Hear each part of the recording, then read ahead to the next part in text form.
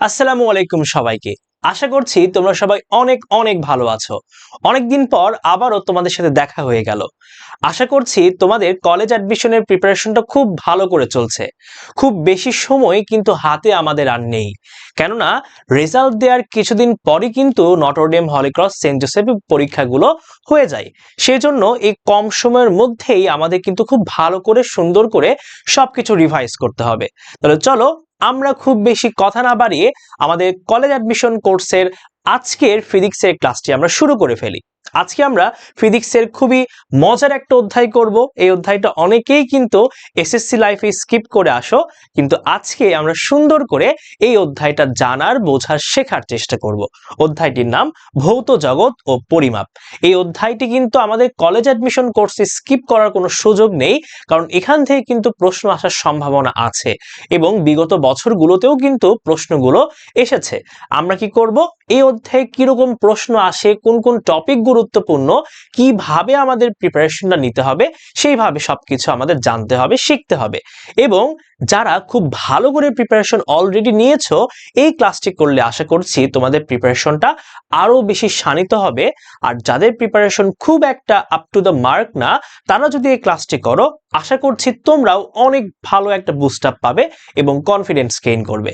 তাহলে চলো আমরা বেশি কথা না বলে আমাদের আজকের ক্লাসটি শুরু করব। তার আগে তোমাদের সাথে আমি অনেক আগে থেকেই পরিচিত হয়ে আছি। আমি সাথে আছি তোমাদের মাহিন ভাইয়া, বর্তমানে পড়াশোনা করছি ঢাকা বিশ্ববিদ্যালয়ের জেনেটিক ইঞ্জিনিয়ারিং অ্যান্ড বায়োটেকনোলজি ডিপার্টমেন্টে। আমি ছিলাম নটরডেম কলেজে এইচএসসি 22 ব্যাচ।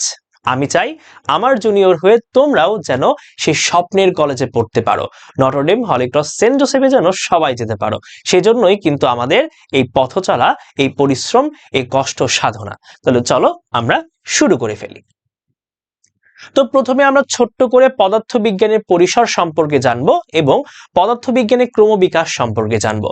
তাহলে পদার্থবিজ্ঞানকে আমরা বেসিক্যালি দুইটা ভাগে ভাগ করতে পারি। একটা হচ্ছে ক্লাসিক্যাল পদার্থবিজ্ঞান, আর একটা হচ্ছে আধুনিক পদার্থবিজ্ঞান।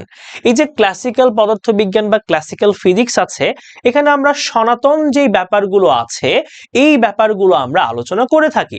যেমন হতে পারে গতি, বল, এই যে কাজ ক্ষমতা, শক্তি, শব্দ, এই জিনিসগুলো আমরা ক্লাসিক্যাল পদার্থবিজ্ঞানের মধ্যে আলোচনা করে থাকি। আবার অন্যদিকে আধুনিক পদার্থবিজ্ঞান, যাকে আমরা বলি মডার্ন ফিজিক্স, এখানে আমরা অনেক ইন্টারেস্টিং ব্যাপার নিয়ে আলোচনা করে থাকি। যেমন nuclear physics, solid state physics, তারপর আপেক্ষিকতা, এই সুন্দর সুন্দর ইন্টারেস্টিং ব্যাপারগুলো আমরা আধুনিক পদার্থবিজ্ঞানে সব থেকে বেশি ব্যবহার করে থাকি। বুঝতেই পারছো যে আধুনিক পদার্থবিজ্ঞান মানে যেটা সব থেকে রিসেন্ট যে জিনিসগুলো আমরা অনেক ভালোভাবে বর্তমানে ইউজ করে থাকছি, এই সবগুলোই কিন্তু মোটামুটি আধুনিক পদার্থবিজ্ঞানের একটা বড় অংশ। আর এগুলো খুবই মজার পড়া, আমরা আস্তে আস্তে বড় ক্লাসে উঠে এই জিনিসগুলো শিখবো। তাহলে মোটামুটি আমরা ক্লাসিক্যাল পদার্থবিজ্ঞান এবং আধুনিক পদার্থবিজ্ঞানের একটা ফান্ডামেন্টাল আইডিয়া পেয়েছি। এবার চলো আমরা পদার্থবিজ্ঞানের ক্রমবিকাশ সম্পর্কে জানবো। আমি জানি, তুমিও জানো যে এই টপিকগুলো পড়া একটু বোরিং টাইপের, বাট আশা করছি আমি তোমাদের এই লিস্টে যা যা দিয়েছি এখান থেকেই তোমরা ইনশাল্লাহ কমন পেয়ে যাবা। ঠিক আছে, ওকে, চলো আমি একটু দেখি। তাহলে প্রথমে বলেছে বিজ্ঞানী থেলিস সাহেব। বিজ্ঞানী থেলিস, এটা একটু গুরুত্বপূর্ণ। এই থেলিস সাহেব কি করেছেন? থেলিস সাহেব সূর্যগ্রহণের ভবিষ্যৎবাণী করেছিলেন। ঠিক আছে, তিনি কি করেছিলেন? তিনি সূর্যগ্রহণের ভবিষ্যৎবাণী করেছিলেন এবং লোডস্টোনের চৌম্বক ধর্ম সম্পর্কে ব্যাখ্যা করেছিলেন। তাহলে বিজ্ঞানী থেলিস সূর্যগ্রহণের ভবিষ্যৎবাণী করেছিলেন, এটা সব থেকে বেশি গুরুত্বপূর্ণ। এবং লোডস্টোনের চৌম্বক ধর্ম সম্পর্কে তিনি ব্যাখ্যা করেছিলেন। তারপর বিজ্ঞানী আরিস্টারাক্স, তিনি কি করেছিলেন? বিজ্ঞানী আরিস্টারাক্স সূর্যকেন্দ্রিক সৌরজগতের ধারণা তিনি সর্বপ্রথম দিয়েছিলেন।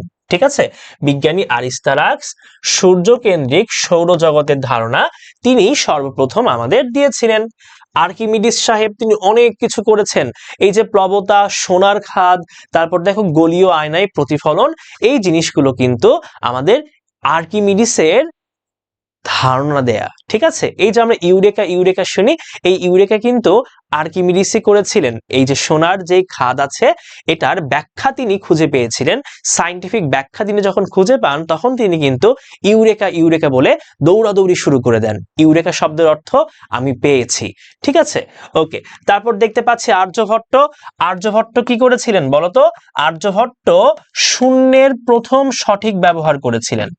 আর্যভট্ট শূন্যের সঠিক ব্যবহার সর্বপ্রথম করেছিলেন। তারপর আল খোয়ারিজমি। আল খোয়ারিজমি কি করেছিলেন? আল খোয়ারিজমির যে আল জাবর বইটি আছে, আল জাবর বইটি আছে, এই আল জাবর বইটি থেকেই, এই আলজাবর বইটি থেকেই যে বর্তমানে বীজগণিত বা অ্যালজেব্রা আছে এই শব্দটির উদ্ভূত হয়েছিল। তাহলে কি হয়েছে বলতো? আল খোয়ারিজমির আল জাবর বইটি থেকে অ্যালজেব্রা শব্দটি উদ্ভূত হয়েছে। তারপর ইবনে আল হাইয়াম। ইবনে আল হাইয়াম, এই ইবনে আল হাইয়াম ইনি আলোক বিজ্ঞানের স্থপতি। এটা খুবই গুরুত্বপূর্ণ। ইবনে আল হাইয়াম কি বলতো? তিনি হচ্ছে আলোক বিজ্ঞানের স্থপতি। ইবনে আল হাইয়াম আলোক বিজ্ঞানের স্থপতি। তারপর কি আছে? তারপর আছে কোপার্নিকাস। এই কোপার্নিকাস, এই ইনফরমেশনটাও খুবই গুরুত্বপূর্ণ। তিনি হচ্ছে সূর্যকেন্দ্রিক সৌরজগতের ব্যাখ্যা দিয়েছেন। ঠিক আছে, তিনি সূর্যকেন্দ্রিক সৌরজগতের ব্যাখ্যা দিয়েছেন। তো আমি যে স্টার গুলো দিচ্ছি যেখানে যেখানে, এই জিনিসগুলো একটু বেশি করে মনে রাখার চেষ্টা করবা। ঠিক আছে, তোমাদের বই আরো অনেকগুলো আছে, আমি সেখান থেকে বাছাই করে যেগুলো ইম্পর্টেন্ট সেগুলো কিন্তু এখানে অ্যাড করে দিয়েছি। ঠিক আছে, ওকে, ভেরি গুড। এরপর যাই, তাহলে কোপার্নিকাস কি করেছেন আরেকবার বলি, সূর্যকেন্দ্রিক সৌরজগতের ব্যাখ্যা দিয়েছেন। ওকে, আরিস্টারাক্স হচ্ছে সূর্যকেন্দ্রিক সৌরজগতের ধারণা দিয়েছেন। তিনি জাস্ট একটা কনসেপ্ট দিয়েছেন যে এরকম কিছু বাস্তবে হওয়া সম্ভব বা প্রকৃতিতে বা আমাদের ইউনিভার্সে এক্সিস্ট করতে পারে। আর কোপার্নিকাস সেটার হচ্ছে ব্যাখ্যা দিয়েছেন। একজন ধারণা দিয়েছেন আর একজন ব্যাখ্যা দিয়েছেন, ভুল যেন না হয়। ঠিক আছে, একজন ধারণা, একজন ব্যাখ্যা দিয়েছেন। ওকে, এরপর গ্যালিলিও। গ্যালিলিওকে আমরা কি বলি বলো? গ্যালিলিওকে আমরা বলি হচ্ছে আধুনিক পদার্থবিজ্ঞানের জনক। ঠিক আছে, তাহলে আধুনিক বিজ্ঞান এবং পরীক্ষামূলক বিজ্ঞানের জনক আমরা বলে থাকি হচ্ছে গ্যালিলিওকে। তাহলে আধুনিক বিজ্ঞান ও পরীক্ষামূলক বিজ্ঞানের জনক আমরা বলে থাকি গ্যালিলিওকে। তারপর নিউটন। নিউটন তো এমন মানুষ, দুনিয়ার সবকিছু তিনি করেছেন, যা যা কিছু আছে সবকিছু করেছেন। এই তো গতিসূত্র, মহাকর্ষ সূত্র, ক্যালকুলাস। এই ক্যালকুলাস হচ্ছে বেসিক্যালি আমাদের নিউটন সাহেব এবং আরেকজন আছে, তিনি হচ্ছে লিবনিস। ওকে, লিবনিস বা লিবনিস বলা হয়। এই দুইজন একসাথে কি করেছেন? দুইজন হচ্ছে এই ক্যালকুলাস সম্পর্কে আলোচনা করেছেন। তোমরা যখন কলেজে উঠবা তখন ক্যালকুলাস সম্পর্কে দুটো চ্যাপ্টার পড়বা, ডিফারেন্সিয়েশন, ইন্টিগ্রেশন, তখন জানতে পারবা ক্যালকুলাসটা কি জিনিস। এরপর কাউন্ট রামফোর্ড, তিনি কি করেছেন? কাউন্ট রামফোর্ড তাপ যে এক ধরনের শক্তি এবং যান্ত্রিক শক্তির সাথে একে যে রূপান্তর করা যায় এই ধারণাটা তিনি দিয়েছেন। ঠিক আছে, তাহলে কাউন্ট রামফোর্ড কি করেছেন? কাউন্ট রামফোর্ড তাপ যে এক প্রকার শক্তি এটা সম্পর্কে আইডিয়া দিয়েছেন এবং যান্ত্রিক শক্তি এবং তাপ শক্তির মধ্যে যে একটা সম্পর্ক আছে এটা কাউন্ট রামফোর্ড দিয়েছেন। তারপর ভোল্টা। ভোল্টা সাহেব কি করেছেন? ভোল্টা সাহেব হচ্ছে বৈদ্যুতিক ব্যাটারি আবিষ্কার করেছেন। ভোল্টা সাহেব বৈদ্যুতিক ব্যাটারি আবিষ্কার করেছেন। তারপর ম্যাক্সওয়েল বিদ্যুৎ চৌম্বকীয় তরঙ্গ হিসেবে আলোর ব্যাখ্যা দিয়েছেন। এটা খুবই গুরুত্বপূর্ণ। তাহলে বিজ্ঞানী ম্যাক্সওয়েল বিদ্যুৎ চৌম্বকীয় তরঙ্গ হিসেবে আলোর ব্যাখ্যা দিয়েছেন। আলো যে হচ্ছে ইলেকট্রোম্যাগনেটিক ওয়েভ, আলো যে বিদ্যুৎ চৌম্বকীয় তরঙ্গ, এটার ব্যাখ্যা দিয়েছেন কে? বিজ্ঞানী ম্যাক্সওয়েল। এরপর রন্টজেন কি করেছেন? রন্টজেন 1895 সালে এক্স-রে আবিষ্কার করেন। এই যে আমরা বর্তমানে যে এক্স-রে ব্যবহার করি, আমাদের হাড় যদি ভেঙে যায় বা শরীরের অভ্যন্তর ভাগের যে হাড্ডি গুড্ডি আছে এগুলো ছবি যখন তোলা হয়, এটা কিন্তু রন্টজেন সাহেব সেই এক্স-রে আবিষ্কার করে আমাদের পথটা সুগম করে দিয়েছেন। ঠিক আছে, রন্টজেনকে একটা সালাম জানাও। ঠিক আছে, ওকে। এরপর কি? বেকেরেল। এই বেকেরেল যেটা আছে, হেনরি বেকেরেল বলা হয়। হেনরি বেকেরেল তিনি হচ্ছে তেজস্ক্রিয়তার আবিষ্কারক। এটা খুবই গুরুত্বপূর্ণ। তাহলে হচ্ছে তেজস্ক্রিয়তার আবিষ্কারক কে? তেজস্ক্রিয়তার আবিষ্কারক হচ্ছে হেনরি বেকেরেল। পরমাণুর কেন্দ্র থেকে বা পরমাণুর ভেতর থেকে যে তেজস্ক্রিয় রশ্মিগুলো বের হয়, আলফা, বিটা, গামা রশ্মি, এগুলো সম্পর্কে আইডিয়া দিয়েছেন হেনরি বেকেরেল। ওকে, এরপর ম্যাক্স প্ল্যাঙ্ক, খুবই গুরুত্বপূর্ণ, কোয়ান্টাম তত্ত্বের প্রবক্তা। কি বললাম বলতো, ম্যাক্স প্ল্যাঙ্ক সাহেব যিনি আছেন, এই ম্যাক্স প্ল্যাঙ্ক তিনি হচ্ছে কোয়ান্টাম তত্ত্বের জনক। খুবই খুবই খুবই গুরুত্বপূর্ণ।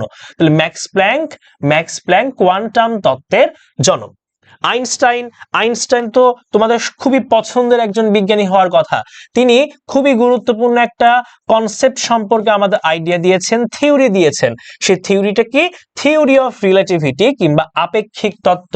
খুবই খুবই খুবই মজার তত্ত্ব। তোমরা যদি কলেজে ওঠো এই আপেক্ষিক তত্ত্ব সম্পর্কে তোমরা জানতে পারবা। খুবই সুন্দর একটা টপিক, খুবই মজার একটা টপিক। এই যে আমরা টাইম ট্রাভেল নিয়ে কথা বলি, টাইম ট্রাভেল নিয়ে আইনস্টাইন কিন্তু থিওরি অফ রিলেটিভিটিতে একটা আইডিয়া দিয়েছেন, খুবই মজার। ঠিক আছে, তোমরা যখন কলেজে উঠবা, যখন এই চ্যাপ্টারটা পড়বা, আধুনিক পদার্থবিজ্ঞানের সূচনা, তখন এই টপিক সম্পর্কে জানতে পারবা। এন্ড আমাকে বিশ্বাস করো, এই টপিকটা তোমার খুবই পছন্দের হবে। ঠিক আছে, ওকে, এই টপিকটা তোমরা যখন পড়বা, তোমাদের একটা মুভি আমি সাজেস্ট করব। এই মুভিটা দেখলে তোমাদের সায়েন্সের প্রতি আরো ভালোবাসা তৈরি হবে। ঠিক আছে, ওকে। আর ইনি কি করেছেন বলতো, আইনস্টাইন, E = mc স্কয়ারের যে বিখ্যাত একটা সমীকরণ আছে, এই সমীকরণটা আইনস্টাইন কিন্তু দিয়েছিলেন। ওকে, তাহলে আইনস্টাইনের অবদান কিন্তু অনেক বেশি। থিওরি অফ রিলেটিভিটি কিংবা আপেক্ষিক তত্ত্ব সম্পর্কে আইডিয়া দিয়েছেন এবং E = mc স্কয়ার এই সূত্র তিনি হচ্ছে আমাদের প্রমাণ করে দেখিয়েছিলেন। ওকে, ভেরি গুড। এরপর রাদারফোর্ড সম্পর্কে আমরা পড়তে পড়তে ক্লান্ত হয়ে গেছি। এখন পড়বো, কলেজে পড়বো, সারা জীবন পড়বো। রাদারফোর্ড কি করেছে? পরমাণুর নিউক্লিয়াসের অস্তিত্ব আবিষ্কার করেন। ঠিক আছে, রাদারফোর্ড পরমাণুর নিউক্লিয়াসের অস্তিত্ব আবিষ্কার করেন।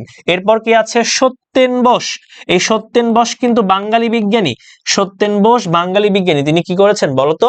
বোস আইনস্টাইন স্ট্যাটিস্টিক্স বা পরিসংখ্যান তত্ত্ব তিনি কিন্তু প্রবক্তা করেছিলেন। এই যে আমরা বোসন কণা সম্পর্কে একটু জানি, বোসন কণা, এই বোসন কণা কিন্তু সত্যেন বোসের এই বোস নাম থেকে কিন্তু নেওয়া হয়েছে। ঠিক আছে, এখান থেকে কিন্তু অনুপ্রাণিত। তাহলে সত্যেন বোস আমাদের বাঙালি বিজ্ঞানী। তিনি কিন্তু ঢাকা বিশ্ববিদ্যালয়ে কি করতেন? তিনি কিন্তু সেখানে বসে গবেষণা করতেন। খুবই প্রাউড মোমেন্ট না? বাংলাদেশে বসে এত বিখ্যাত একজন সায়েন্টিস্ট গবেষণা করতেন, আমাদের জন্য কিন্তু খুবই গর্বের একটা ব্যাপার। ঠিক আছে, তাহলে সত্যেন বোস, বোস আইনস্টাইন স্ট্যাটিস্টিক্স আবিষ্কার করেন। এরপর পল ডিরাক কি করেছে? পল ডিরাক তিনি হচ্ছে অ্যান্টি পার্টিকেল কিংবা প্রতি পদার্থ, অ্যান্টি পার্টিকেল কিংবা প্রতি কণা বা প্রতি পদার্থের আবিষ্কার করেন। ঠিক আছে, অ্যান্টি পার্টিকেল আবিষ্কার করেছেন কে? পল ডিরাক। এন্ড সবশেষে আমাদের এখানে দেখতে পাচ্ছি এডউইন হাবল 1924 সালে আমাদের মহাবিশ্ব যে ক্রমান্বয়ে সম্প্রসারিত হচ্ছে, আমাদের মহাবিশ্ব বিগ ব্যাং এর পর থেকে কি হচ্ছে? বিগ ব্যাং মানে কি বলতো? মহাবিস্ফোরণ। এই বিগ ব্যাং এর পর থেকে কিন্তু আমাদের এই ইউনিভার্সের কি হয়? সূচনা হয়, যাত্রা হয়। আর এই বিগ ব্যাং এর পর থেকে আমাদের মহাবিশ্ব যে ক্রমান্বয়ে সম্প্রসারিত হচ্ছে, প্রসারিত হচ্ছে, এক্সপ্যান্ড হচ্ছে, এটা সম্পর্কে ধারণা দিয়েছেন বিজ্ঞানী এডউইন হাবল। তিনি একটা সূত্র দিয়েছিলেন, ছোট্ট করে লিখে রাখো পাশে, কাউকে দেখিও না, কাউকে দেখালে কিন্তু সে রাগ করবে, কষ্ট পাবে। তাহলে সূত্রটা কি? সূত্রটা হচ্ছে V = H × D। ঠিক আছে, এই ভি হচ্ছে কত বেগে আসলে সম্প্রসারিত হচ্ছে, এইচ হচ্ছে হাবল ধ্রুবক, এইচ হচ্ছে হাবল ধ্রুবক, এই যে হাবলের নাম থেকে, আর ডি হচ্ছে ডিস্টেন্স। ওকে, তাহলে এই ছিল আমাদের মোটামুটি পদার্থবিজ্ঞানের ক্রমবিকাশ সম্পর্কে ধারণা। আমরা কয়েকজন বিজ্ঞানীদের নাম শিখলাম এবং তাদের অবদান সম্পর্কে আমরা জানার চেষ্টা করলাম। আমি তোমাদের আরেকটা নাম বলবো, এই নামটা তোমরা অবশ্যই একটু সার্চ করে জানার ট্রাই করবা। আমাদের সবার জন্যই অনেক বেশি গর্বের একটা ব্যাপার। তার নাম হচ্ছে জামাল নজরুল ইসলাম। ঠিক আছে, জামাল নজরুল ইসলাম। তোমরা সবাই প্রত্যেকে এই নামটা সার্চ করে ওনার জীবনী সম্পর্কে একটু জানার চেষ্টা করবে। ঠিক আছে, উনি যে আমাদের দেশকে কতটা ভালোবাসতেন, দেশের জন্য কতটুকু করেছেন এবং তিনি কোন পর্যায় পর্যন্ত গিয়ে কাজ করতেন, এগুলো সম্পর্কে একটু জানবা, শিখবা। ওনার সম্পর্কে জানা আমাদের আসলে কর্তব্য। ঠিক আছে, তাহলে এই তো মোটামুটি আমাদের আইডিয়া একটু গ্যাদার হলো। আমরা এখন এখান থেকে এমসিকিউ সলভ করব। কোয়ান্টাম তত্ত্ব প্রদান করেন কে? কোয়ান্টাম তত্ত্ব প্রদান করেছেন আমাদের বিজ্ঞানী ম্যাক্স প্ল্যাঙ্ক। এই যে প্ল্যাঙ্ক সাহেব যিনি আছেন, ইনি হচ্ছে আমাদের কোয়ান্টাম তত্ত্ব সর্বপ্রথম প্রদান করেন। ওকে, ঠিক আছে। তারপর বলেছে কোন দুজন বিজ্ঞানী আবিষ্কার করেন যে নিউক্লিয়াস ফিশনযোগ্য। এই নিউক্লিয়াস যে ফিশনযোগ্য, এটা সম্পর্কে সর্বপ্রথম আইডিয়া দিয়েছেন অটোহ্যান ও স্ট্রেসম্যান। ঠিক আছে, অটোহান এবং স্ট্রেসম্যান ইনারা কি করেছেন, ইনারা হচ্ছে সুন্দর করে এটা আমাদের ব্যাখ্যা করিয়েছেন যে নিউক্লিয়াস ফিশনযোগ্য। ঠিক আছে, নিলস বোর, আর্নেস্ট রাদারফোর্ড ইনারা পরমাণু নিয়ে গবেষণা করেছেন, যে নিউক্লিয়াসের অস্তিত্ব, তারপর বোর পরমাণু মডেল, এগুলো আমরা জানি। তারপর পিয়ারে কুরি, মাদাম কুরি, ওনারা তেজস্ক্রিয়তা নিয়ে আবিষ্কার বলতে তেজস্ক্রিয়তা নিয়ে গবেষণা করেছেন। তারপর ম্যাক্স প্ল্যাঙ্ক এবং আলবার্ট আইনস্টাইন, ম্যাক্স প্ল্যাঙ্ক হচ্ছে কোয়ান্টাম তত্ত্বের জনক, আর আলবার্ট আইনস্টাইন হচ্ছে থিওরি অফ রিলেটিভিটি প্রদান করেছিলেন। ঠিক আছে, তাহলে উত্তরটা আমাদের অটোহ্যান ও স্ট্রেসম্যান হবে। ওকে, এবার বলেছে সূর্য গ্রহণ সম্পর্কিত ভবিষ্যৎবাণীর জন্য নিচের কোন প্রাচীন বিজ্ঞানী, ঠিক আছে, প্রাচীন কিন্তু বলা হয়েছে, মানে অনেক বেশি অ্যানশিয়েন্ট, কে সূর্যগ্রহণ সম্পর্কিত ভবিষ্যৎবাণীর জন্য নিচের কোন প্রাচীন বিজ্ঞানী বিখ্যাত? এটা কিন্তু হবে আমাদের থেলিস সাহেব। ঠিক আছে, একটু আগে আমরা বললাম, বাকি একটাও হবে না, অপশন দেখে আমরা বুঝতে পাচ্ছি। ওকে, এরপরে বলেছে পরমাণু বিষয়ক নিউক্লিয় তত্ত্ব প্রদান করেন কে? নিউক্লিয় তত্ত্ব মানে নিউক্লিয়াস নিয়ে আইডিয়া দিয়েছেন কে?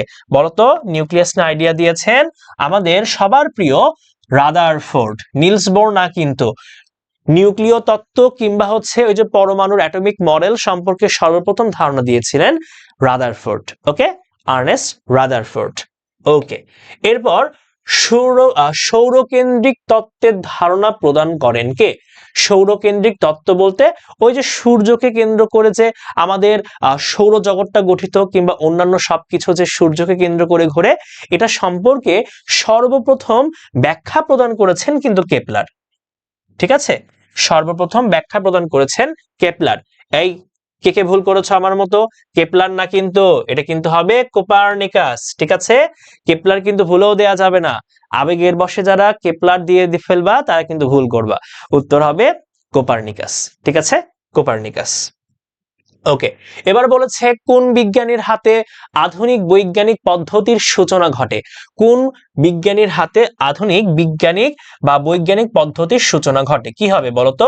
আধুনিক বিজ্ঞানের জনক একটু আগেই দেখে আসলাম, গ্যালিলিও।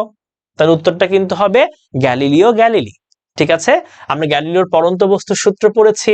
ঠিক আছে, উনি কিন্তু আধুনিক বিজ্ঞানের জনক। এরপর বলেছে কি, এরপর বলেছে আলো একটি বিদ্যুৎ চৌম্বকীয় তরঙ্গ, এটি কে বলেছেন? দেখো, এখান থেকে কিন্তু নটরডেমে প্রশ্ন এসেছে, তার মানে এগুলো কিন্তু তুমি স্কিপ করতে পারবে না।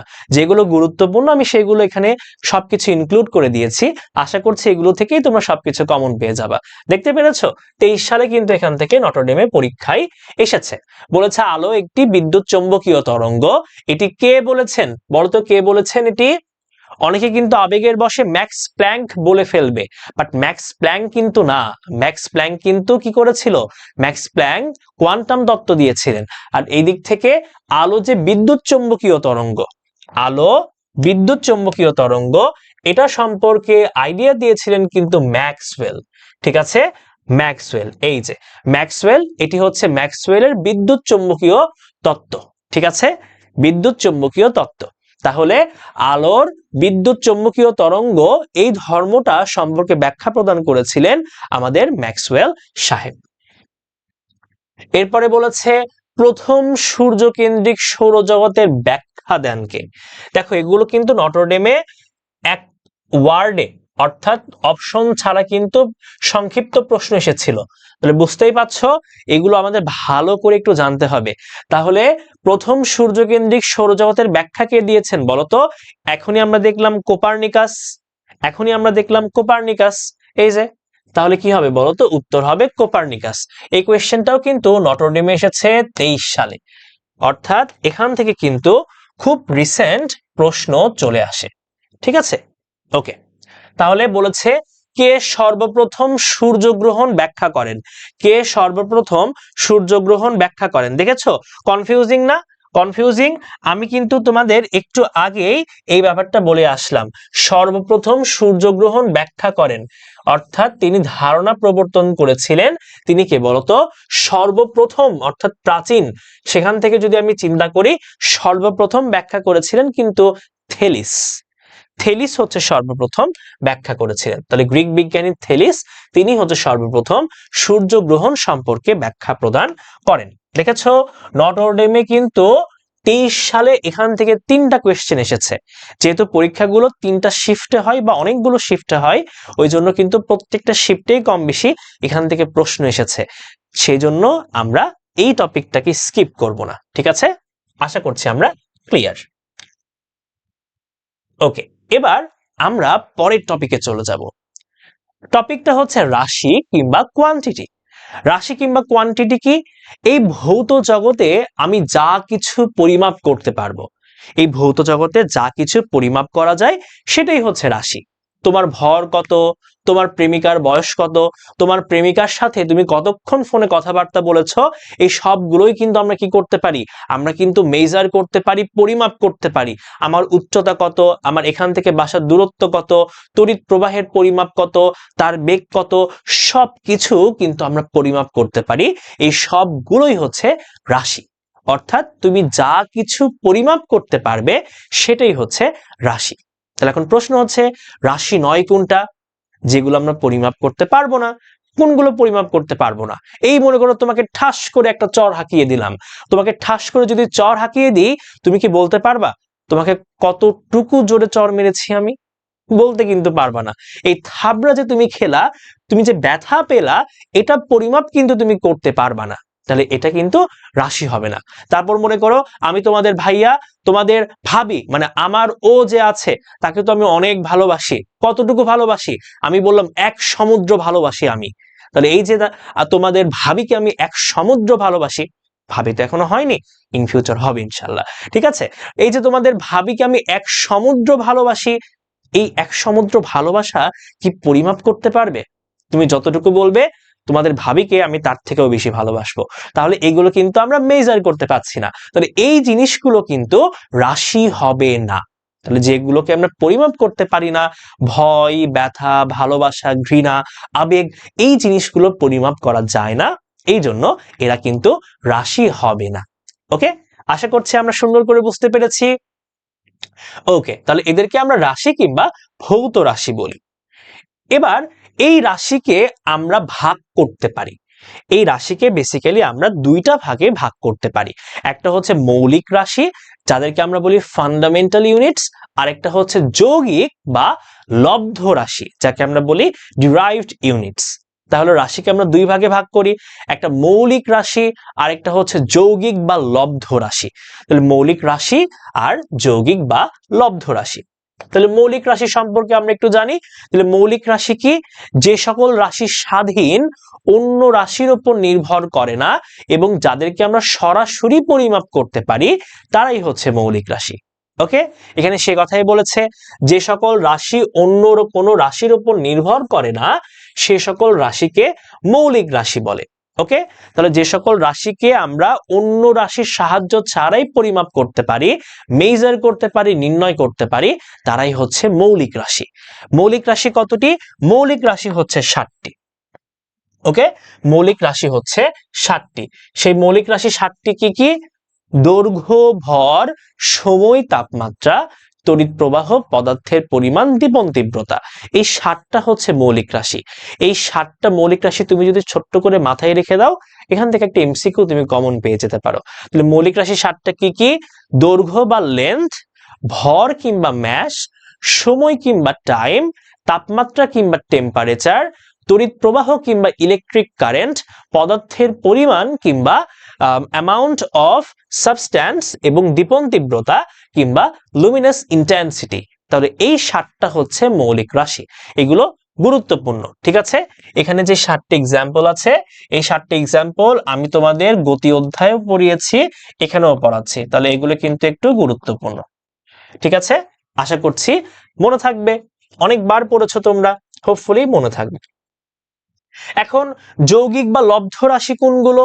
যে সকল রাশিকে আমরা অন্য রাশির সাহায্য নিয়ে প্রকাশ করি, যাদেরকে আমরা সরাসরি পরিমাপ করতে পারি না, মৌলিক রাশির সাহায্য দরকার হয়, তাদেরকে আমরা বলবো হচ্ছে লব্ধ রাশি।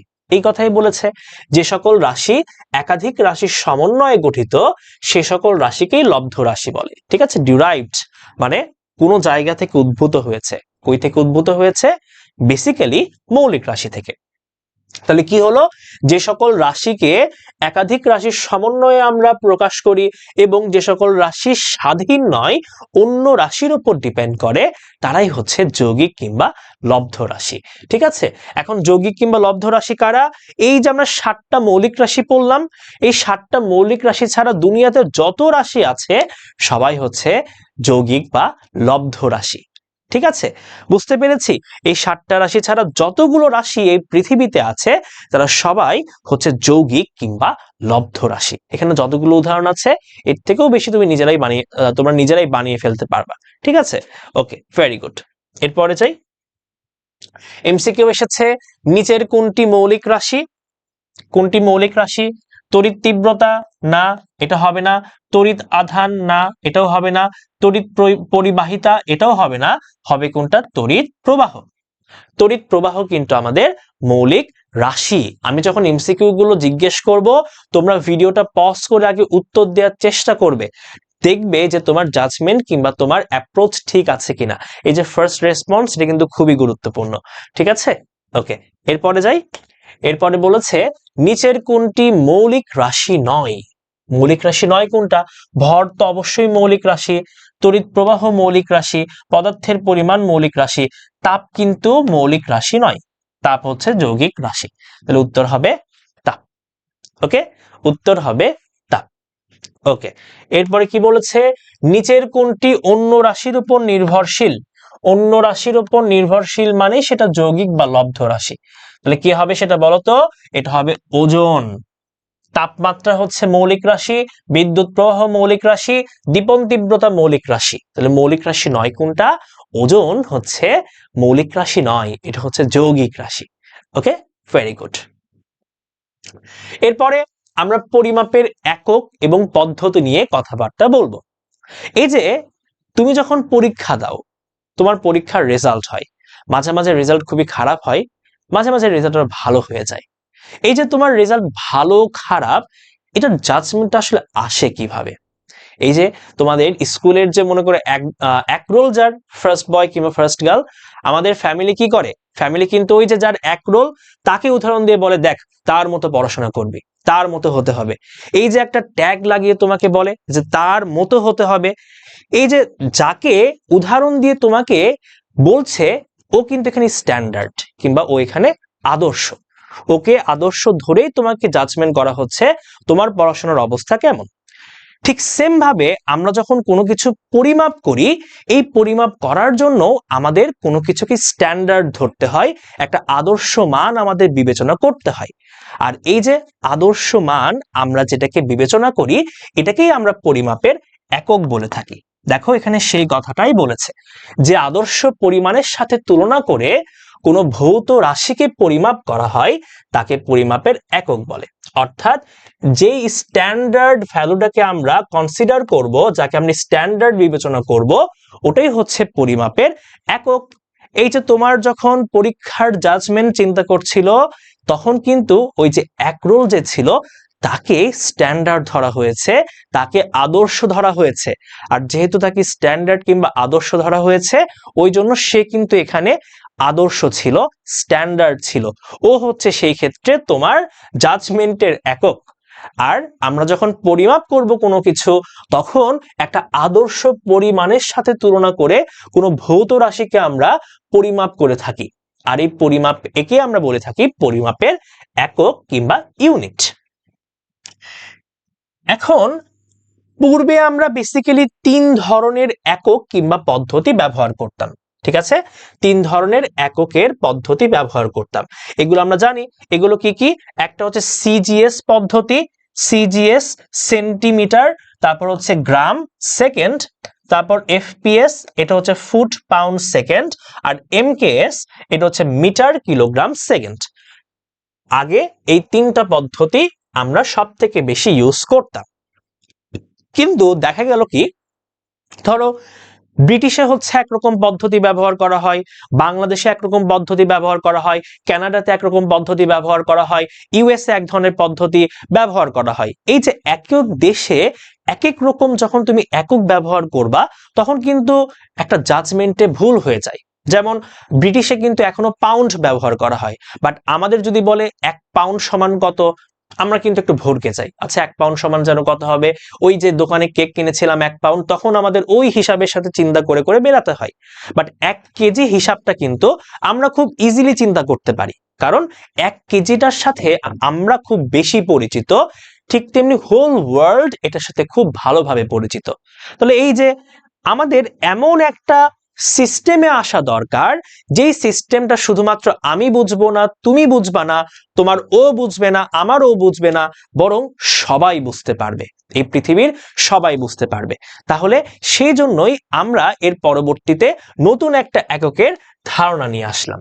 সেটা কি? এসআই পদ্ধতি। বলা হয়েছে 1960 সালে রয়্যাল একাডেমি থেকে একটি মাত্র একক স্বীকৃতি দেয়া হয়, একে আন্তর্জাতিক পদ্ধতি কিংবা এসআই একক বলা হয়, সিস্টেম অফ ইন্টারন্যাশনাল ইউনিটস। ঠিক আছে, এসআই একক বলা হয়। আর পূর্বে যে আমরা এমকেএস পদ্ধতি ব্যবহার করেছিলাম, সেই এমকেএস পদ্ধতিটাই পরবর্তীতে পরিমার্জন করে এসআই পদ্ধতিতে কনভার্ট করা হয়। ঠিক আছে, আশা করছি আমরা বুঝতে পেরেছি। এগুলো তোমাদের সাথে জাস্ট গল্প করছি, ঠিক আছে? ওকে, এবার আমরা এসআই ইউনিটে 7টা ভিন্ন ভিন্ন ভৌত রাশি সম্পর্কে আলোচনা করব। তাহলে এগুলো আমরা অলরেডি জানি। দৈর্ঘ্যের একক হচ্ছে মিটার, এম দিয়ে প্রকাশ করি। ভরের এসআই একক হচ্ছে কেজি। সময়ের এসআই একক সেকেন্ড। বৈদ্যুতিক প্রবাহর এসআই একক অ্যাম্পিয়ার। তাপমাত্রা হচ্ছে কেলভিন। পদার্থের পরিমাণ দেখো, ইউনিট হচ্ছে কি বলতো? ইউনিট হচ্ছে মোল, আমরা প্রকাশ করি MOL দিয়ে। এই ক্ষেত্রে ই থাকে, এই ক্ষেত্রে ই না দিলেও চলে। দীপন তীব্রতার একক ক্যান্ডেলা। ঠিক আছে, এটা আমরা সব থেকে ভালোভাবে মনে রাখার চেষ্টা করব। আর আমরা প্রকাশ করি কি দিয়ে? প্রকাশ করি আমরা সিডি দিয়ে। ওকে, প্রকাশ করি আমরা সিডি দিয়ে। এগুলো আমরা সবাই জানি। তারপর আমরা এখন মাত্রা সম্পর্কে জানবো। মাত্রা কি জিনিস? মাত্রা হচ্ছে কোন রাশির সূচককেই মাত্রা বলে। ঠিক আছে, কোন রাশির সূচককেই আমরা কি বলবো? মাত্রা কিংবা ডাইমেনশন বলবো। কোন একটা রাশির যে সূচকগুলো আছে, এই সূচকগুলোকে আমরা বলি মাত্রা কিংবা ডাইমেনশন। এখন এগুলো আমরা সবাই জানি মোটামুটি। দৈর্ঘ্যের একক হচ্ছে, আমরা জানি এককগুলো দেখেছি। দৈর্ঘ্যের মাত্রা হচ্ছে এল, ভরের মাত্রা হচ্ছে এম, সময়ের মাত্রা হচ্ছে ক্যাপিটাল টি, তাপমাত্রার মাত্রা হচ্ছে থিটা, তড়িৎ প্রবাহের মাত্রা হচ্ছে আই, পদার্থের পরিমাণ মাত্রা হচ্ছে এন। অনেক সময় আমরা ব্যবহার করিও না, আবার ব্যবহার করি। আর দীপন তীব্রতার মাত্রা হচ্ছে জে। ঠিক আছে, এগুলো একটু ভালো করে মনে রাখতে হবে, এগুলো ইম্পর্টেন্ট। দৈর্ঘ্যের মাত্রা এল সবাই জানি, ভরের মাত্রা এম সবাই জানি, সময়ের মাত্রা টি সবাই জানি। আমরা এই চারটা কিন্তু একটু কম ইউজ টু, এগুলো একটু মনে রাখার চেষ্টা করব। তাপমাত্রার মাত্রা হচ্ছে থিটা, তড়িৎ প্রবাহের মাত্রা হচ্ছে আই, পদার্থের পরিমাণের মাত্রা হচ্ছে এন, দীপন তীব্রতার মাত্রা হচ্ছে জে। ঠিক আছে, এটা একটু বেশি বেশি মনে রাখবা। দীপন তীব্রতার মাত্রা হচ্ছে জে। ওকে, দীপন তীব্রতার মাত্রা হচ্ছে জে। আর এখানে দেখো আমি সুন্দর করে সবগুলোর সিজিএস পদ্ধতি, এফপিএস পদ্ধতি আর এমকেএস বা এসআই পদ্ধতিতে যে এককগুলো এখানে হওয়া সম্ভব সেগুলো আমি লিখেছি। এগুলো একটু এক নজরে নিজেরা চোখ বুলিয়ে নিবা। ওকে, ঠিক আছে। ওকে, মাত্রাকে যে থার্ড ব্র্যাকেটের মধ্যে রাখা হয় এটা জানো না এমন কেউই থাকার কথা না। মাত্রাকে অবশ্যই থার্ড ব্র্যাকেট এর মধ্যে আমাদের রাখতে হয়। আর মাত্রাটা আমরা কেন ব্যবহার করি? কোন সূত্রের নির্ভুলতা যাচাই করার জন্য, কিংবা হচ্ছে একটা সমীকরণ রাশি ঠিক আছে কিনা সেটা জানার জন্য আমরা মাত্রা সমীকরণগুলো ব্যবহার করে থাকি। এখানে কি বলেছে? যে কোনো ভৌত রাশির একক নির্ণয়, ভৌত রাশির একক নির্ণয়, তারপর কি বলেছে দেখো, একক নির্ণয়, একককে এক পদ্ধতি থেকে অন্য পদ্ধতিতে রূপান্তর, বিভিন্ন রাশির সমীকরণ গঠন এবং সমীকরণের নির্ভুলতা বা সার্থকতা যাচাই এবং ভৌত সমস্যা সমাধানে আমরা মাত্রা সমীকরণ ব্যবহার করে থাকি। তাহলে ভৌত রাশির একক নির্ণয়, একক বা একককে এক পদ্ধতি থেকে অন্য পদ্ধতিতে কনভার্ট, বিভিন্ন রাশির সমীকরণ গঠন, সমীকরণের নির্ভুলতা কিংবা সার্থকতা যাচাই এবং ভৌত সমস্যা সমাধানে আমরা মাত্রা সমীকরণ ব্যবহার করে থাকি। ঠিক আছে, ওকে, চলো আমরা এই কোয়েশ্চেনটা সলভ করি। একদম দেখো তাজা কোয়েশ্চেন, একদম তাজা কোয়েশ্চেন, নটরডেম 24 এসেছে। কি বলেছে দেখো, s is equal two 10 plus at cube, s is equal two 10 plus at cube হলে a এর মাত্রা সমীকরণ নির্ণয় করো। অনেকে আছে যারা আবেগের বশে a এর মাত্রা সমীকরণ লিখে দিবে lt ইনভার্স 2, তাহলে একটা বড় লাড্ডু পাবে। ঠিক আছে, a এর মাত্রা সমীকরণ lt ইনভার্স 2 লিখলে বড় একটা গোল্লা পেয়ে যাবে। কেন গোল্লা পাবে মনে রাখবা, যদি হচ্ছে একদম ডিরেক্ট তোমাকে একটা সমীকরণ দিয়ে দেয়, একটা মোটামুটি নোন সমীকরণ দিয়ে দেয় যেটা আমরা আগে থেকেই জানি, তখন তুমি সেখানে কনভেনশনাল যে মাত্রাগুলো আছে সেগুলো ব্যবহার করতে পারবে। বাট দেখো এখানে কিন্তু at কিউব আছে, কিউবের সাথে বা এই টাইপের সূত্রের সাথে কিন্তু আমরা পরিচিত না, ওই জন্য আমরা হুট করে বলবো না যে এখানে এ আসলে ত্বরণ বোঝাচ্ছে, এখানে এ যে ত্বরণ বোঝাচ্ছে এটা আমরা হুট করে বলবো না। এ এর মাত্রা সমীকরণ যেহেতু বের করতে বলেছে, আমরা এ এর মাত্রা সমীকরণটা আসলেই বের করব। ওকে, এখন মাত্রা সমীকরণের ব্যাপারে আমরা একটা বিষয় সবাই জানি, সেই বিষয়টা কি, সেই বিষয়টা হচ্ছে মাত্রা সমীকরণে প্রত্যেকটা পদের মাত্রা সেম হয়, অর্থাৎ এই বাম পাশে এস এর মাত্রা যেটা হবে, 10 এর মাত্রা সেটা হবে, at কিউবের মাত্রাও সেটা হবে। এখন এস মানে এখানে সরণ, তাহলে সরণ কিংবা দূরত্ব, এটার যেই মাত্রা 10 এর মাত্রাও সেটা হবে, at কিউবের মাত্রাও সেটা হবে। তাহলে এখান থেকে আমি বলতে পারি যে এস এর যেই মাত্রা at কিউবেরও সেই একই মাত্রা হবে, অবশ্যই হবে, তাই না? তাহলে এখান থেকে আমার a এর মাত্রা সমীকরণ বের করতে বলেছে, তাহলে a সমান কি হবে, a সমান হবে s বাই টি কিউব। এখন এস যেখানে সরণ বোঝাচ্ছে এটা আমরা বুঝতেই পাচ্ছি, তাহলে সরণ মানে কি, সরণ মানে হচ্ছে একক হবে মিটার, আর টাইম হবে কি বলতো সেকেন্ড, তার উপর কিউব। তাহলে এটার যদি আমি মাত্রা সমীকরণ বা এক লাইন যদি আমি এটা লিখি, তাহলে কি হচ্ছে, এ এর একক হচ্ছে মিটার সেকেন্ড ইনভার্স 3। তাহলে এখন মাত্রা সমীকরণ বের করা তো ব্যাপার না, কি হবে, এই যে মিটার মানে দৈর্ঘ্যের একক, এটা হবে এল, এটা হবে টি ইনভার্স 3। দেখেছো, এল টি ইনভার্স 2 লিখলে কিন্তু ভুল হতো। এখন একটু ভালো করে খেয়াল করো, Notre Dame Holy Cross Saint Joseph তারা চায় কোন শিক্ষার্থীগুলো ইউনিক, কারা বেসিক স্ট্রং করে পরীক্ষা দিতে এসেছে তাদেরকে বাছাই করতে। অনেকেই আছো যারা এই থার্ড ব্র্যাকেট গুলো দিবে না। এই ক্ষেত্রে কি হবে, এই ক্ষেত্রে এমন হয়েছে মনে করো যে একদম যে লাস্টের শিক্ষার্থী, একদম যে মনে করো হচ্ছে লেটস সে 2200তম যে শিক্ষার্থী আছে, ধরো 2200তমই ওখানে লাস্ট সিট, 2200তমতে এখন কি হতে পারে, যেহেতু এটা রিটেন পরীক্ষা, অনেকজন সিলেক্ট হয়ে যেতে পারে, অনেকজন সিলেক্ট হয়ে যেতে পারে। তো মনে করো ওই এক সিটের জন্য 5 জন তোমরা লড়ছো, সবারই সেম মার্ক, এখন টিচার কাকে নেবে, কাকে বাছাই করবে, সেই ক্ষেত্রে কিন্তু এই ছোট ছোট জিনিসগুলো সব থেকে বেশি হেল্প করবে। তখন টিচাররা দেখবে কে সব থেকে নিখুঁতভাবে সবকিছু উপস্থাপন করেছে। এমন হতে পারে ওই 5 জনের মধ্যে একজন এই মাত্রার সমীকরণে থার্ড ব্র্যাকেটটা দিয়েছে, টিচার বুঝতে পেরেছে আচ্ছা এ তো ভালো জানে, মাত্রার সমীকরণে যে থার্ড ব্র্যাকেট ব্যবহার করতে হয় এটা সে মাথায় রেখেছে এবং এখানে ইমপ্লিমেন্ট করেছে, বাকি 4 জন করেনি। তখন কিন্তু বাকি 4 জনের থেকে যে মাত্রা সমীকরণে থার্ড ব্র্যাকেট ইউজ করেছে তার কিন্তু গ্রহণযোগ্যতা বেড়ে যাবে। তো সেই জন্য আমরা এই ছোট ছোট জিনিসগুলো মাথায় রাখার চেষ্টা করব। ঠিক আছে, বুঝতে পেরেছো তোমরা? আশা করছি বুঝতে পারছো। ওকে, ঠিক আছে, চলো তাহলে এখন আমরা এর পরের টপিকে বা এর পরের কোয়েশ্চেনে আমরা চলে যাই। এবার কি বলেছে, এবার বলেছে নিচের কোনটি মৌলিক একক।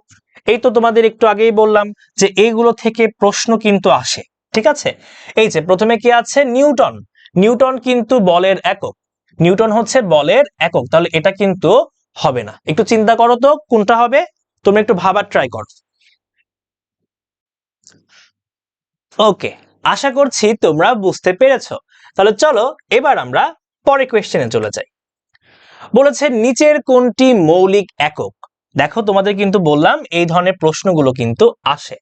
বলেছে নিচের কোনটি মৌলিক একক, দেখো নিউটন, এটা কিন্তু বলের একক হবে না, বল হচ্ছে যৌগিক বা লব্ধ রাশি।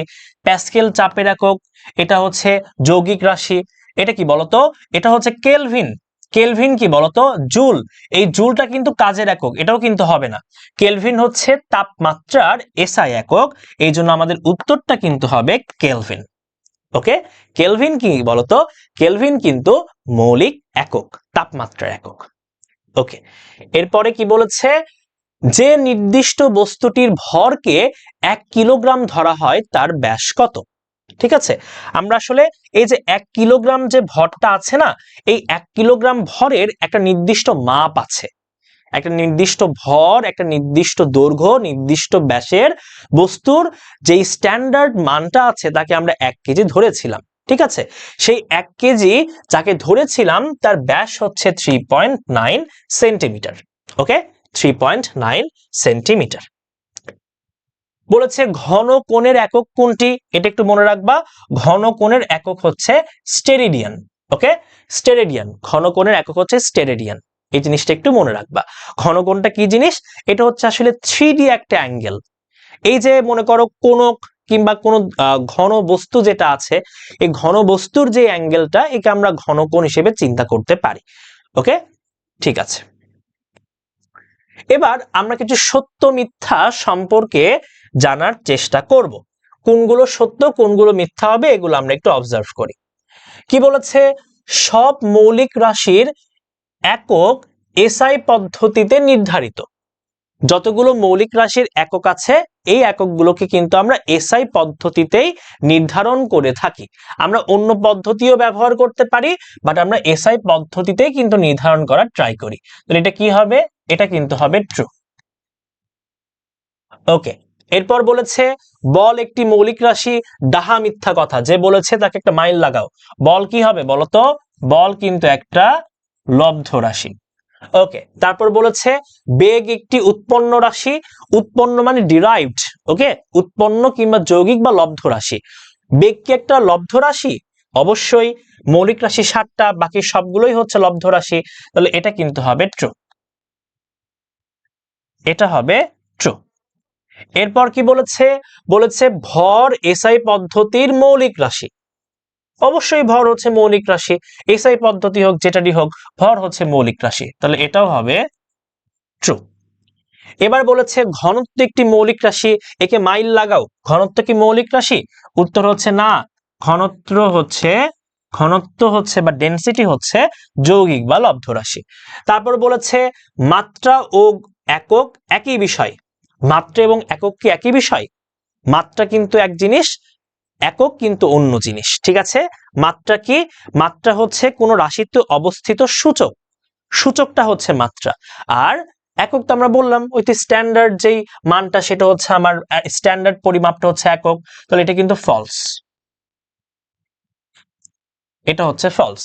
বলেছে সময় একটি মৌলিক রাশি, এটা অবশ্যই ট্রু, সময় হচ্ছে মৌলিক রাশি। আর তারপর বলেছে ক্ষেত্রফল একটি উৎপন্ন রাশি, এটাও কিন্তু ট্রু। তাহলে এই যে নটর ডেম হলিক্রসে কিন্তু এই ধরনের প্রশ্ন আসার সম্ভাবনা থাকতেই পারে। তোমাকে বললো নিচের কোনগুলো সত্য মিথ্যা পূরণ করো, তুমি যদি পারো এটা পূরণ করতে তোমার লাগবে সর্বোচ্চ 2 মিনিট, জাস্ট ট্রু ফলস লিখতে যত সময় লাগে। ওকে, আশা করছি এই টাইপের প্রবলেম গুলো আমরা পারবো। ওকে, ভেরি গুড, ঠিক আছে। এরপর আমরা অনেক বড় উপসর্গ শিখব। ঠিক আছে, আমরা উপসর্গগুলো শিখবো, আশা করছি এগুলো আমরা সবাই জানি। ডেকা, হেক্টো, কিলো, মেগা, গিগা, টেরা, পেটা, জেটা, ইয়োটা। ঠিক আছে, টেরা, পেটা, এক্সা, জেটা, ইয়োটা। আমরা এটা মনে রাখার সহজ টেকনিক কি? মনে রাখার সহজ টেকনিক হচ্ছে ডেকা, হেক্টো, কিলো, এই 3 ক্ষেত্রে দেখো পাওয়ার কিন্তু 1 করে বেড়েছে, 10 এর পাওয়ার 1 করে বেড়েছে, 10 to the power 1, 10 square, 10 cube.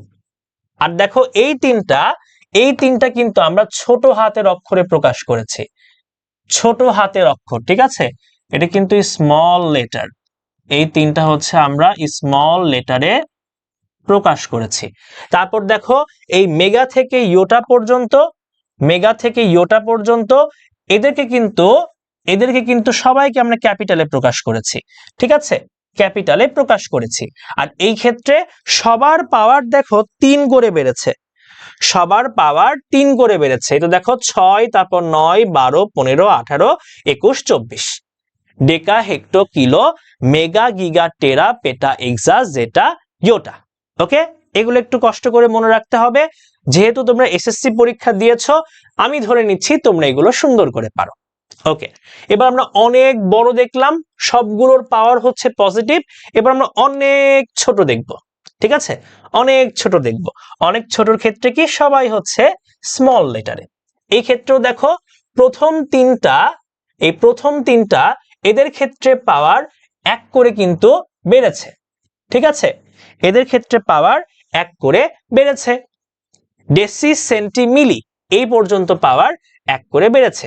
তারপর দেখো এই যে micro nano pico femto atto zepto yocto এই পর্যন্ত, জেটো ইয়োটো পর্যন্ত সবার কিন্তু কি হয়েছে, পাওয়ার কিন্তু 3 করে বেড়ে গেছে। মানে উপরের পাওয়ারের কথা বলছি, এই যে শুধু সংখ্যাটার কথা বলছি, 3 করে কিন্তু বাড়ছে।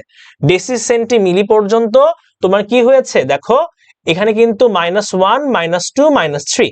তারপর মাইক্রো থেকে ইয়োটো পর্যন্ত 6 থেকে শুরু করে 24, অর্থাৎ 3 করে কিন্তু সংখ্যাগুলো বেড়ে গেছে। বুঝতে পেরেছি?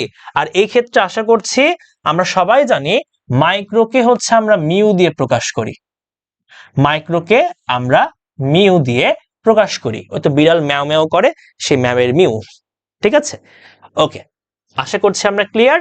চলো তাহলে আমরা এখান থেকে কিছু প্রশ্ন সলভ করি। এই ধরনের প্রশ্ন আসলে আমি তোমাদের ছোট্ট একটা শর্ট ট্রিক শিখে দিই, কিভাবে করবা সেটা একটু আমরা বোঝার চেষ্টা করি। ওকে, তাহলে ফার্স্টে আমরা প্রথমটা করি, এ নম্বরটা করি। বলেছে 1 ফেমটোমিটার, ঠিক আছে, 1 ফেমটোমিটার সমান কত টেরামিটার। 1 ফেমটোমিটার সমান কত টেরামিটার। এই ধরনের প্রশ্ন যখনই আসবে তুমি তখন যেটা করবা, এটা হচ্ছে এই টেরামিটারকে এই সমানের বাম পাশে নিয়ে আসবা, তাহলে ভাগ হয়ে যাবে। তাহলে উপরে থাকবে হচ্ছে 1 ফেমটোমিটার, 1 ফেমটোমিটার, 1 ফেমটো, আর নিচে থাকবে কি বলতো, নিচে থাকবে হচ্ছে টেরামিটার, আর কিছু নাই, মানেই হচ্ছে 1 আছে। এখন কি করব, এখন আমি যে কাজটা করব সেটা হচ্ছে এই যে ফেমটোর জায়গায় মান বসাবো। 1 ফেমটোমিটার সমান কত metre, deci centi milli micro nano pico femto. এই ফেমটোর এফ আর 15 এর এফ, তার মানে এটা হবে 10 ইনভার্স 15। আমি এইভাবে মনে রাখতাম, ঠিক আছে। এটা সমান কত হবে, 10 ইনভার্স 15 মিটার। আর 1 টেরামিটার, 1 টেরামিটার ডেকা হেক্টো কিলো মেগা গিগা টেরা। টেরার হচ্ছে টি আর 12 এর টি, আমি এইভাবে মনে রাখতাম। তাহলে এটা হবে 10 টু দি পাওয়ার 12 এত মিটার। তারপর আমরা কি করব দেখো, তারপর আমরা সুন্দর করে এখানে ক্যালকুলেশনটা করব।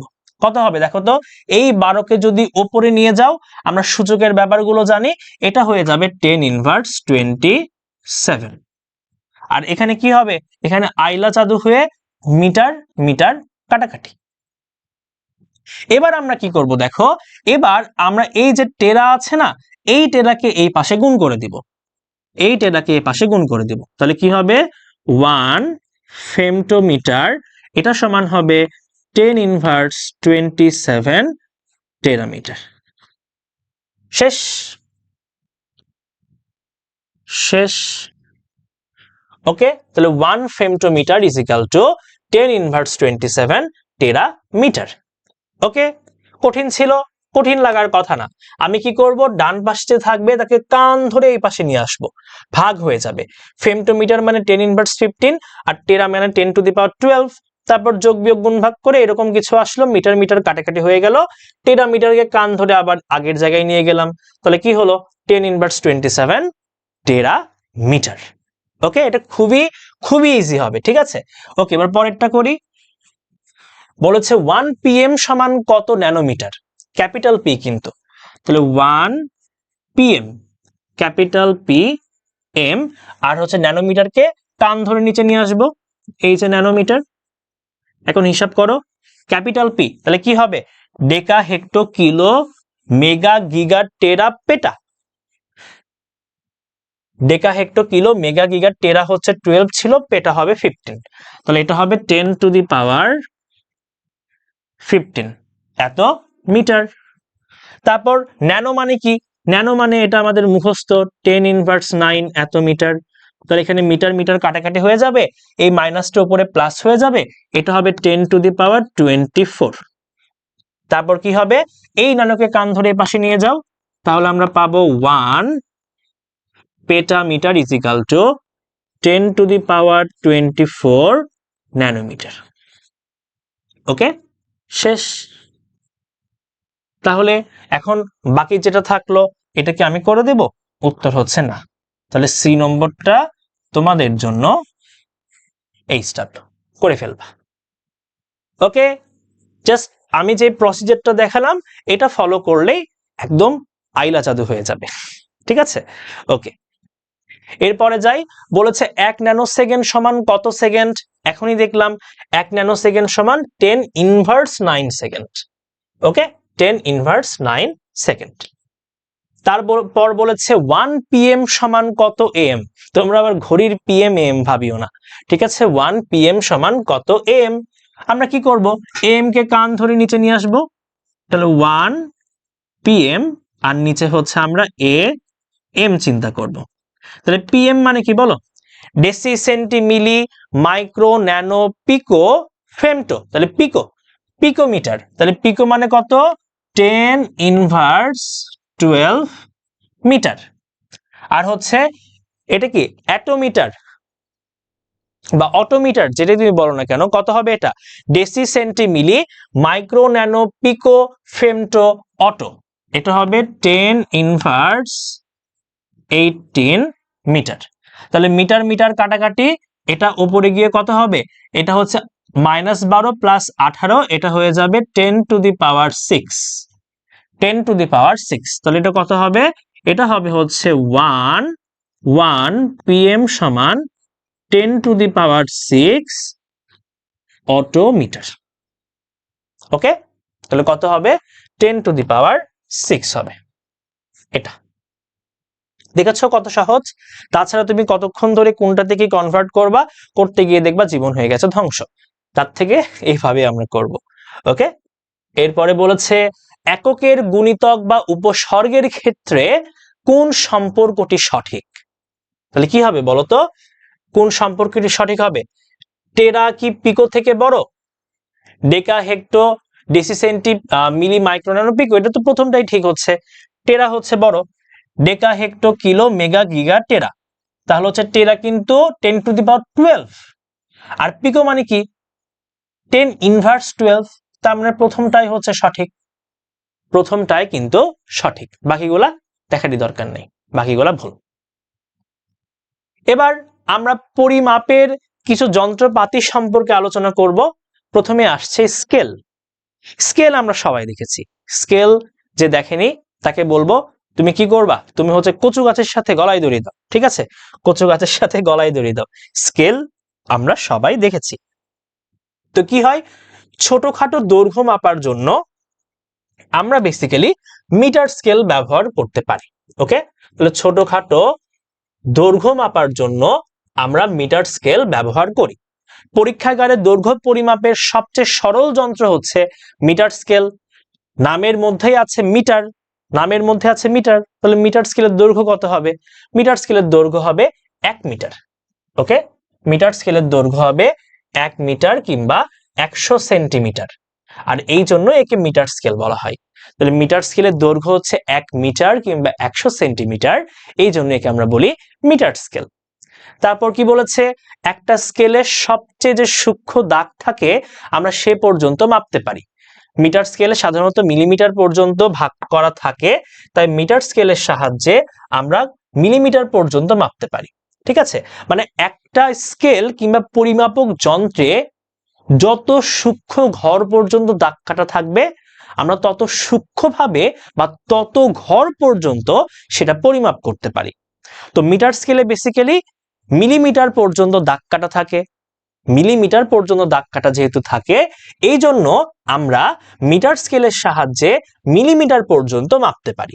এখানে দেখতে পাচ্ছ আমাদের প্রচলিত যেই স্কেল, আমরা ছোটবেলায় স্কেল তো অনেক মাইর খেয়েছি, বুঝছো? এটা সেই স্কেল। এটা কিন্তু মিটার স্কেল না, এটা কিন্তু কত দেখো তো 30 সেন্টিমিটার, এটা কিন্তু ওই স্কেল। ঠিক আছে, মানে 1 ফুট আর কি, 1 ফুট যেই আমরা স্কেলটা ব্যবহার করে থাকি এটা কিন্তু সেই স্কেল। ওকে, 12 ইঞ্চির যেটা সেই স্কেলটা। ওকে, এবার বলেছে একটি মিটার স্কেলের দৈর্ঘ্য কত? বলেছে একটি মিটার স্কেলের দৈর্ঘ্য কত? মিটার স্কেলের দৈর্ঘ্য কত সবাই জানি, এটা কিন্তু 1 মিটার।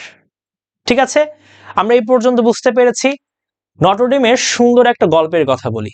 গল্প কি? এই কলেজের প্রত্যেকটা স্মৃতি, প্রত্যেকটা সময়, প্রত্যেকটা মুহূর্তই গল্পের মতো। ঠিক আছে, এত সুন্দর একটা কলেজ, তোমরা নটরডেম কলেজে পড়ো বা না পড়ো, অবশ্যই এই কলেজে একবার ঘুরে আসবা।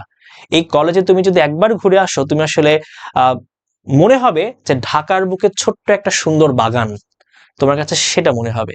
এত সুন্দর একটা কলেজ, এত গোছানো একটা কলেজ। ঠিক আছে, তাহলে বুঝতেই পারছো নটরডেম কত সুন্দর একটা জায়গা। এই জিনিসগুলো তোমাদের বলছি যেন তোমাদের মনে এখানে পড়ার একটা আগ্রহ জন্মে। আমি তোমাদের ভালো চাই, সেই জন্যই আমি বারবার এই জায়গাটার, এই স্থানের, এই কলেজের নামটা বলছি। হলিক্রস কলেজ অনেক সুন্দর। আমি আমার জীবদ্দশায় 2 দিন গিয়েছি হলিক্রস কলেজে। এই 2 দিন হচ্ছে আমি একটা কম্পিটিশনে পার্টিসিপেট করেছিলাম, হলিক্রস সায়েন্স ফেস্টে। সেই হলিক্রস সায়েন্স ফেস্টে আমি গিয়েছিলাম, 2 দিন যেতে হয়েছিল, ওই 2 দিনই আমার হলিক্রসে যাওয়া হয়েছে। অ্যান্ড সত্যি কথা বলতে এই 2 দিন আমার লাইফের one of the most beautiful moments ছিল। ঠিক আছে, খুবই সুন্দর লেগেছে আমার ওই কম্পিটিশনটা, খুবই সুন্দর করে আয়োজন করেছিল। কারণ ওই কম্পিটিশনে আমি 4টা পুরস্কার পেয়েছিলাম, বুঝছো? তো অনেক সুন্দর স্মৃতি আছে। সেন্ট জোসেফেও আমি একবার গিয়েছিলাম, এটা অনেক ছোট থাকতে, ছোট বলতে তোমাদের সমান থাকতে, 2018 সালে যখন আমি ক্লাস 9-এ পড়ি, একটা কম্পিটিশনে পার্টিসিপেট করেছিলাম। ঠিক আছে, সাইন্টিলা সায়েন্স কম্পিটিশন সম্ভবত। ওখানে আমি ফিজিক্সে মোস্ট প্রবাবলি ফার্স্ট কিংবা সেকেন্ড হয়েছিলাম, ফিজিক্স অলিম্পিয়াডে। তো বুঝতেই পারছো অনেক সুন্দর সুন্দর স্মৃতি আছে। আমি চাও তোমরাও এই স্মৃতিগুলো গ্যাদার করো, তোমরাও যেন তোমাদের পরবর্তী যেই প্রজন্ম আছে, মানে ছোট ভাই বোন, তাদেরকেও যেন ইন্সপায়ার করতে পারো। আই হোপ তোমরা বুঝতে পেরেছো। তাহলে চলো আমরা এখন এর পরের টপিকে চলে যাব। ওকে, আই হোপ তোমরা বুঝতে পেরেছো। তাহলে চলো এবার আমরা আমাদের পরের টপিকটা শুরু করি। এবার এসেছে আমাদের পরিমাপের যন্ত্রপাতি। শুরুতেই আছে স্লাইড ক্যালিপার্স কিংবা ভার্নিয়ার স্কেল। কি বলেছে দেখো, বলেছে ভার্নিয়ার স্কেল হলো একটি সূক্ষ্ম পরিমাপক যন্ত্র যা খুবই ছোট মাত্রার দৈর্ঘ্য কিংবা দূরত্ব নির্ভুলভাবে পরিমাপ করতে ব্যবহৃত হয়। আমরা দেখলাম মিটার স্কেলের সাহায্যে আমরা অত ভালো করে কিংবা নিখুঁতভাবে কোনো কিছু পরিমাপ করতে পারি না, তবে এই ভার্নিয়ার স্কেলের সাহায্যে আমরা ছোট ছোট দৈর্ঘ্যগুলো কিন্তু নিখুঁতভাবে সুন্দর করে পরিমাপ করতে পারবো। এখানে সেই কথাটাই বলেছে যে ভার্নিয়ার স্কেল হলো এমন একটি সূক্ষ্ম পরিমাপক যন্ত্র যা খুবই ছোট মাত্রার দৈর্ঘ্য কিংবা দূরত্ব নির্ভুলভাবে পরিমাপ করতে ব্যবহৃত হয়।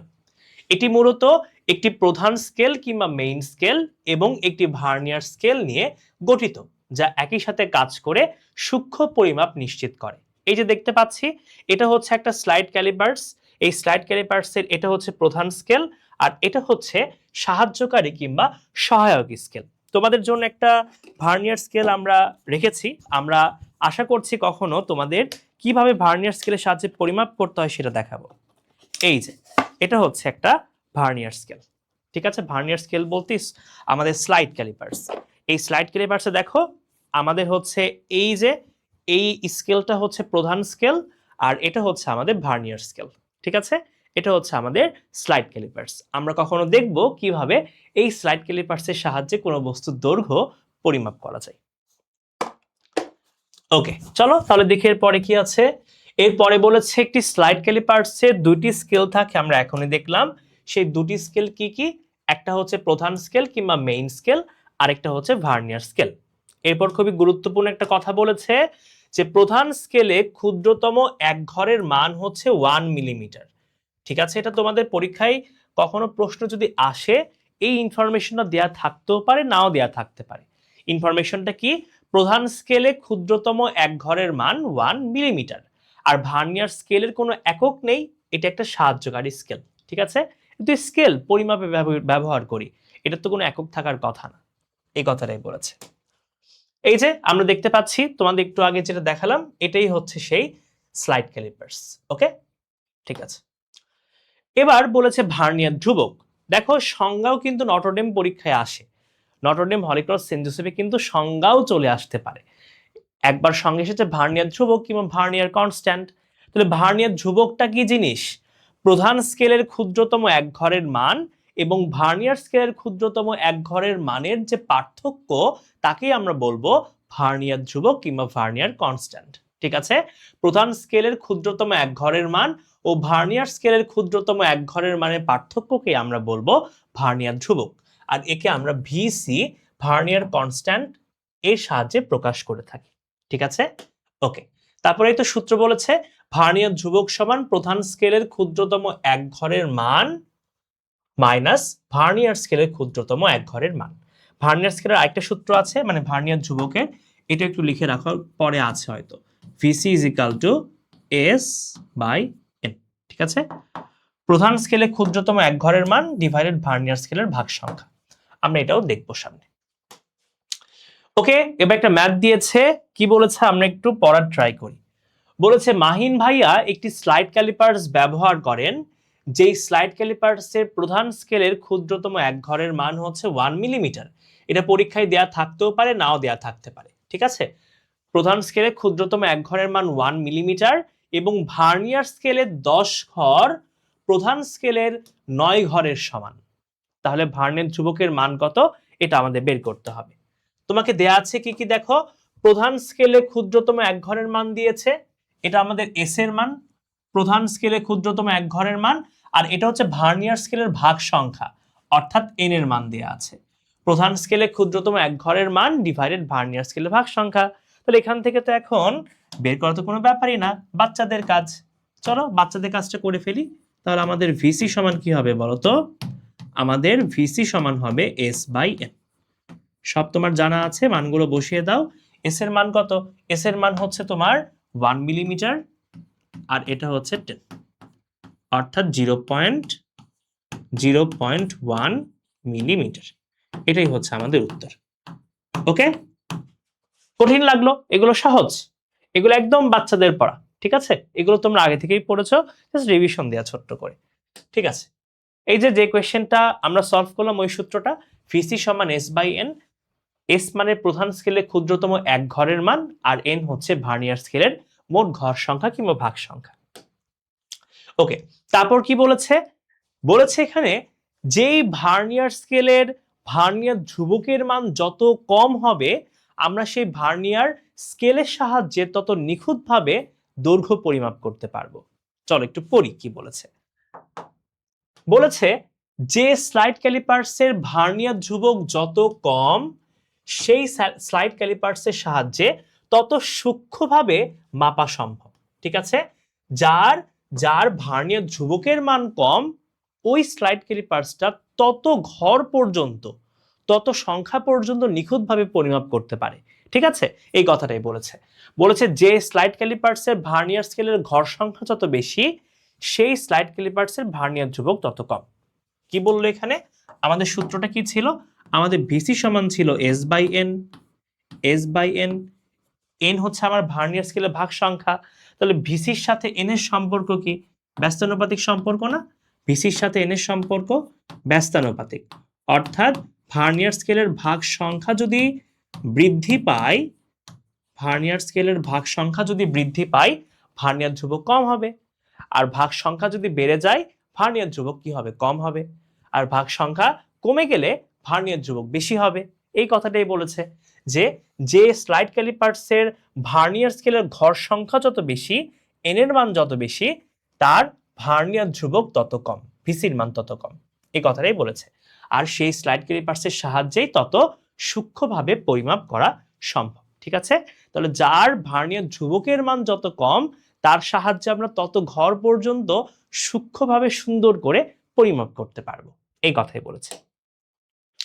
বলেছে স্লাইড ক্যালিপার্স দ্বারা ন্যূনতম কত দূরত্ব মাপা যায়? স্লাইড ক্যালিপার্সের সাহায্যে আমরা ন্যূনতম কত দূরত্ব পর্যন্ত মাপতে পারি ছোট্ট বাচ্চারা? আমরা মাপতে পারি হচ্ছে ভার্নিয়ার ধ্রুবক পর্যন্ত। ঠিক আছে, আমরা ভার্নিয়ার ধ্রুবক পর্যন্ত সূক্ষ্মভাবে পরিমাপ করতে পারি। তাহলে কি হবে উত্তর? 0.1 মিলিমিটার, 0.011 না, কোনোটাই না, উত্তর হবে ভার্নিয়ার ধ্রুবক। ভার্নিয়ার ধ্রুবক যত হবে তত পর্যন্ত আমরা নিখুঁতভাবে পরিমাপ করতে পারি। ঠিক আছে, ওকে। এরপরে বলেছে স্লাইড ক্যালিপার্সের মোট ভাগ সংখ্যা যদি 20 হয় 5 ঘরের দৈর্ঘ্য কত? আমরা এটা কি করব জানো? আমরা প্রথমে এখান থেকে ভার্নিয়ার ধ্রুবকের মানটা বের করব। তাহলে ভার্নিয়ার ধ্রুবক কি হবে বলতো? ভিসি সমান হচ্ছে S/N। তাহলে এখানে এস এর মান তো কোয়েশ্চেনে দেয়া নেই, বাট আমরা জানি এস এর মানটা হয় 1 মিলিমিটার। এস এর মানটা হবে 1 মিলিমিটার। আর এখানে আমাদের ভাগ সংখ্যা কত দিয়েছে? ভাগ সংখ্যা দিয়েছে 20। কত আসে দেখো?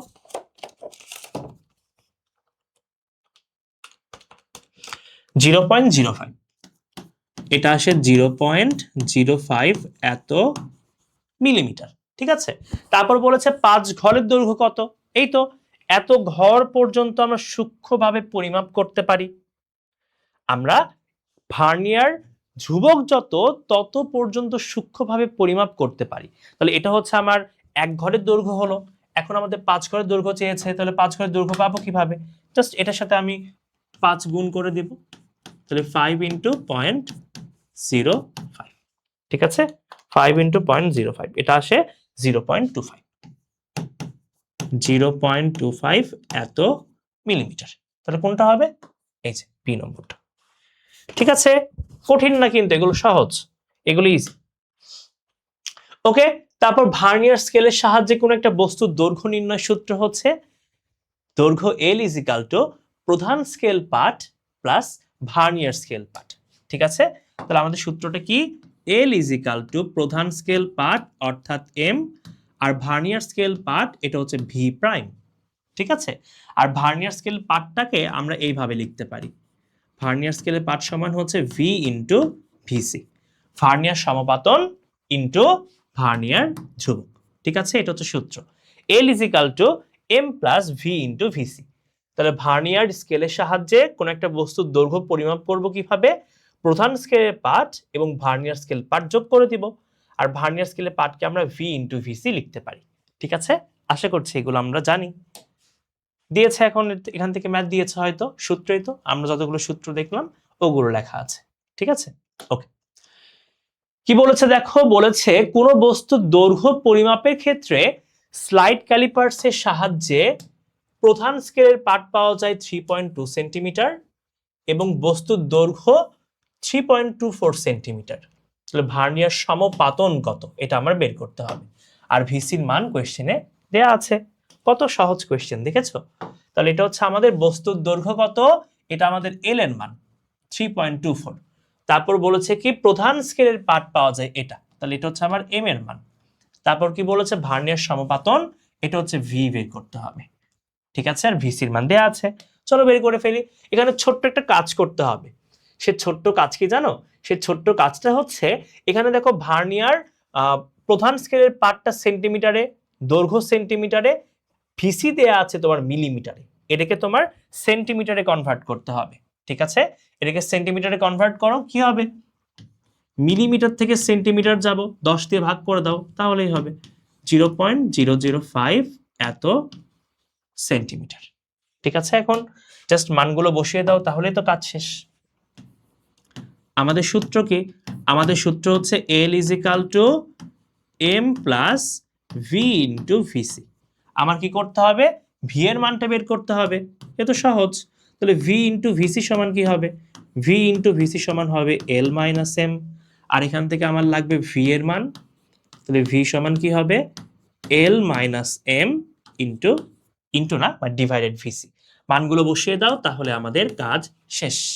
তাহলে এল এর মানটা কত হবে? এল এর মান হচ্ছে 3.24, এম এর মানটা হচ্ছে 3.2, আর ভিসির মানটা কত?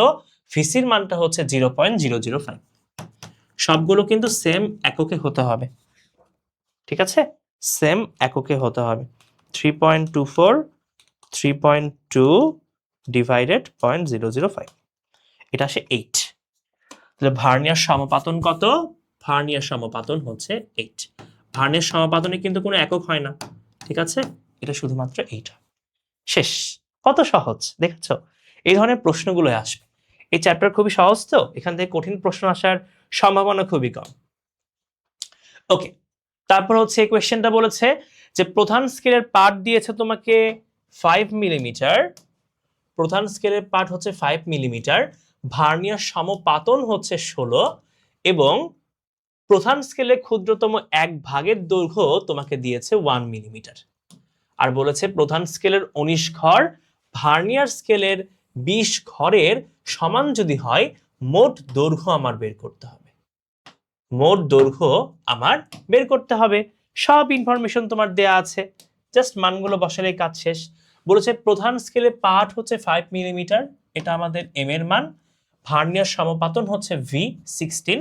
তারপর তোমাকে বলেছে প্রধান স্কেলে ক্ষুদ্রতম এক ঘরের মান, এটা আমাদের এস এর মান দিয়েছে, ভার্নিয়ার স্কেলে ভাগ সংখ্যা n দিয়েছে, এখান থেকে তোমার বস্তুর দৈর্ঘ্য L বের করতে হবে। সহজ তো, এটা করে ফেলো। তাহলে কি হবে, L সমান হবে m plus v into VC. দেখো তোমাকে ভিসির মানটা সরাসরি দিয়ে দেয়নি, বাট বাকি ইনফরমেশন গুলো কিন্তু দিয়েছে। তাহলে বাকি ইনফরমেশন গুলো আমরা সূত্র দিয়ে বসাই দিতে পারবো। তাহলে ভিসি মানে কি, ভিসি মানে হচ্ছে এস বাই এন। তাহলে এখান থেকে জাস্ট মানগুলো বসিয়ে দাও। তাহলে এম এর মান কত, এম এর মান হচ্ছে 5, ভার্নিয়ার সমপাতন কত, সমপাতন হচ্ছে 16, প্রধান স্কেলে ক্ষুদ্রতম এক ঘরের মান হচ্ছে 1 মিলিমিটার, আর ভার্নিয়ার স্কেলে ভাগ সংখ্যা কত 20। ঠিক আছে, করে ফেলো।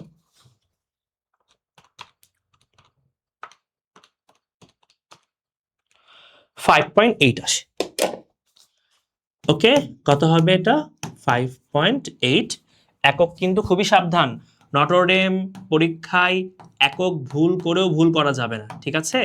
তোমাদের একটু আগেই বলেছি না যে কি ঘটনা ঘটে যদি হচ্ছে একদম অনেকে একই মার্ক পেয়ে যায়, ডিফারেন্সিয়েট করবে কিভাবে, এইভাবে কিন্তু ডিফারেন্সিয়েট করা হয়, ঠিক আছে, কে বেশি নির্ভুল। ওকে চলো এরপরে যাই। এরপরে চলে এসেছি স্ক্রু গজ। স্ক্রু গজ, স্ক্রু গজ কি, এটা হচ্ছে একটা পরিমাপক যন্ত্র। বলছি স্ক্রু গজ কিংবা মাইক্রোমিটার স্ক্রু গজ একটি সূক্ষ্ম পরিমাপক যন্ত্র যা ক্ষুদ্র দৈর্ঘ্য যেমন তারের ব্যাস, পাতলা ধাতব পাত কিংবা ছোট বস্তু ইত্যাদি খুব নিখুঁতভাবে পরিমাপ করতে ব্যবহৃত হয়। এটি সাধারণত 0.01 মিলিমিটার পর্যন্ত নির্ভুলভাবে পরিমাপটা দিতে পারে, ঠিক আছে? তো স্ক্রু গজ কিংবা মাইক্রোমিটার স্ক্রু গজ এটা হচ্ছে একটা সূক্ষ্ম পরিমাপক যন্ত্র। এর সাহায্যে আমরা তারের ব্যাস, তারপর ধাতব পাত, দেন হচ্ছে ছোট বস্তু, এইগুলো আমরা সুন্দর করে কি করতে পারবো বলতো, নিখুঁতভাবে আমরা পরিমাপ করতে পারবো। এর সাহায্যে আমরা 0.01 মিলিমিটার পর্যন্ত নির্ভুলভাবে পরিমাপ করতে পারি। ওকে, খুবই ভালো করে মনে রাখবে, এগুলো খুবই গুরুত্বপূর্ণ। এই যে এখানে বলেছে যে সাধারণত স্ক্রু গজের লিমিট অফ অ্যাকিউরেসি বা লিস্ট কাউন্ট হচ্ছে 0.01 মিলিমিটার, ঠিক আছে? স্ক্রু গজের লিস্ট কাউন্ট কত কোয়েশ্চেনে দেয়া না থাকলে আমরা ধরবো 0.01 মিলিমিটার। আর ব্যবহার কোথায়, ব্যবহার হচ্ছে এই যে কোনো বস্তুর ব্যাস কিংবা ব্যাসার্ধ পরিমাপে ব্যবহার করা হয়। তোমাদের জন্য আমরা একটি স্ক্রু গজও কিনে রেখেছি, এটাও আমরা দেখাবো কিভাবে ব্যবহার করতে হয়। এই যে এটাই হচ্ছে আমাদের সেই স্ক্রু গজ, দেখতে পাচ্ছ, এটা হচ্ছে আমাদের সেই স্ক্রু গজ। আমরা দেখব কিভাবে এটা ব্যবহার করতে হয়, তবে অবশ্যই আজকে না, অন্য কোনো সময়। এই যে স্ক্রু গজ দেখতে পাচ্ছ, এটা হচ্ছে অ্যানভিল, এই যে এখানে দেখতে পাচ্ছ এটা হচ্ছে অ্যানভিল, এটা হচ্ছে স্পিন্ডলটা, এই যে এটা স্পিন্ডল, এটা হচ্ছে মেইন স্কেল, এই যে তোমার এখানে কখনো দেখানোর সুযোগ করে দেখাবো, এটা হচ্ছে মেইন স্কেল, এটা স্লিপ, আর এটা হচ্ছে র্যাচেট, ঠিক আছে, এটা হচ্ছে র্যাচেট। আরেকটা বাকি থাকলো সেটা হচ্ছে এই সার্কুলার স্কেল, বৃত্তাকার স্কেল। একটা হচ্ছে প্রধান স্কেল বা রৈখিক স্কেল, লিনিয়ার স্কেলও বলা হয়, আর এটা হচ্ছে সার্কুলার স্কেল কিংবা বৃত্তাকার স্কেল, আর এটা হচ্ছে র্যাচেট, ঠিক আছে? এটাকেই ঘুরিয়ে হচ্ছে পিচ ঠিক করা হয়। ওকে, ঠিক আছে। বলেছি স্ক্রু গজকে মাইক্রোমিটার স্ক্রু গজ কেন বলা হয়, নামের মধ্যেই সবকিছু আছে। মাইক্রোমিটার মানে কি, মাইক্রোমিটার মানে 10⁻⁶, 10⁻⁶। তাহলে এর সাহায্যে আমরা মাইক্রোমিটার পর্যন্ত নির্ভুলভাবে পরিমাপ করতে পারি বলে একে আমরা মাইক্রোমিটার স্ক্রু গজ বলি, ঠিক আছে? এই কথাই বলেছে যে 1 মিটারের 10⁶ ভাগের 1 ভাগকে 1 মাইক্রোমিটার বলে। এই যন্ত্রের সাহায্যে 1 মাইক্রোমিটার দৈর্ঘ্য সূক্ষ্মভাবে পরিমাপ করা যায় বলে একে আমরা মাইক্রোমিটার স্ক্রু গজ বলি। ঠিক আছে, এর সাহায্যে আমরা 1 মাইক্রোমিটার পর্যন্ত সূক্ষ্মভাবে পরিমাপ করতে পারি, এই জন্য একে বলি মাইক্রোমিটার স্ক্রু গজ। বলেছে একটি স্ক্রু গজের 2টি স্কেল থাকে, আমরা এখনই দেখলাম, একটা রৈখিক স্কেল কিংবা মেইন স্কেল আর একটা বৃত্তাকার স্কেল।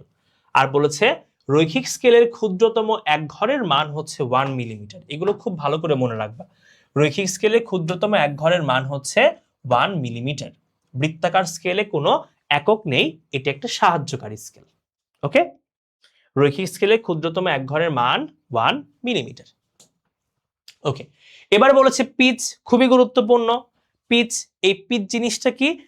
স্ক্রু গজের বৃত্তাকার স্কেলকে একবার ঘোরালে এটি রৈখিক স্কেল বরাবর যে দূরত্ব অতিক্রম করে তাকেই আমরা বলি পিচ। ঠিক আছে, এই যে স্ক্রু গজের, এই স্ক্রু গজের বৃত্তাকার যে স্কেল আছে, যেটা বৃত্তাকার স্কেল, ঠিক আছে, এটা হচ্ছে বৃত্তাকার স্কেল। এই বৃত্তাকার স্কেলটাকে যদি আমি একবার ঘোরাই তাহলে এটা রৈখিক স্কেল বরাবর যতটুকু দূরত্ব অতিক্রম করবে এটাই হচ্ছে পিচ।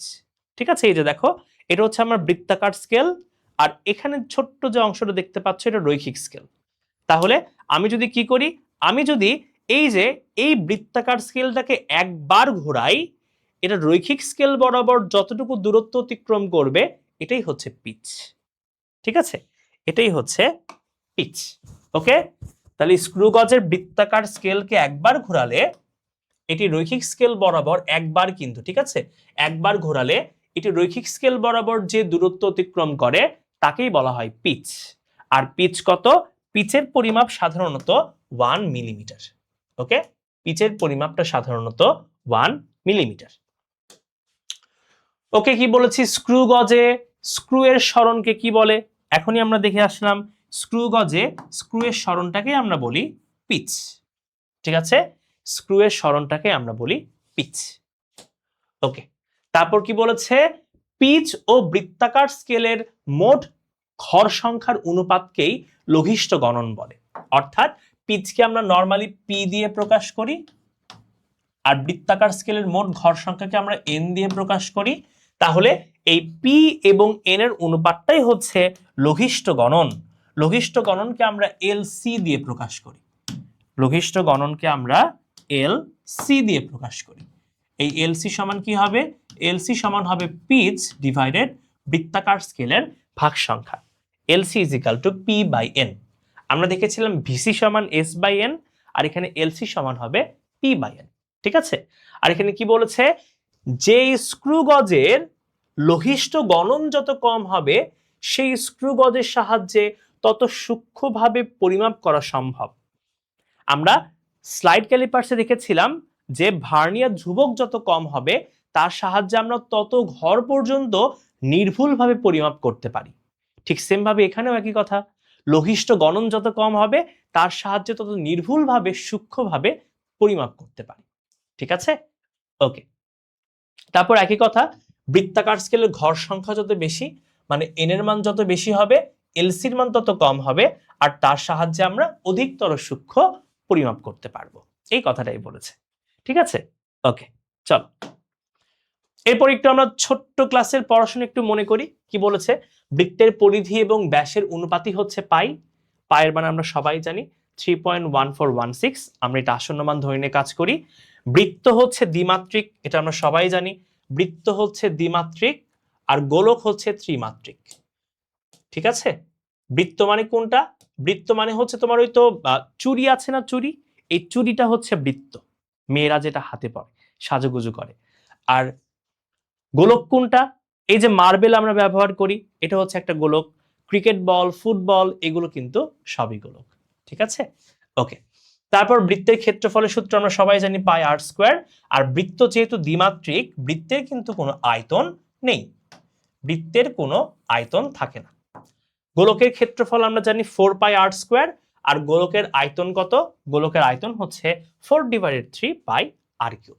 এগুলো আমরা জানি, জাস্ট এগুলো একটু সূত্র তোমাদের দেখানো। এখানে সূত্রগুলো আছে, আমরা মোটামুটি সবাই জানি।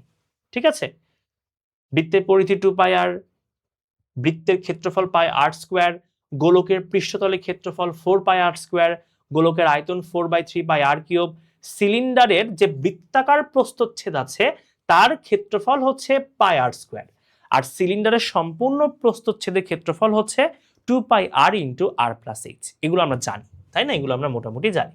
সিলিন্ডারের আয়তন হচ্ছে πr²h, ত্রিভুজের ক্ষেত্রফল জানি, আয়তাকার বস্তুর আয়তন জানি, ঘনকের আয়তন জানি, এগুলো আমরা জানি। ওকে, এবার বলেছে ডি ব্যাস এবং এইচ উচ্চতা বিশিষ্ট কোন সিলিন্ডারের আয়তনের সূত্র কোনটা?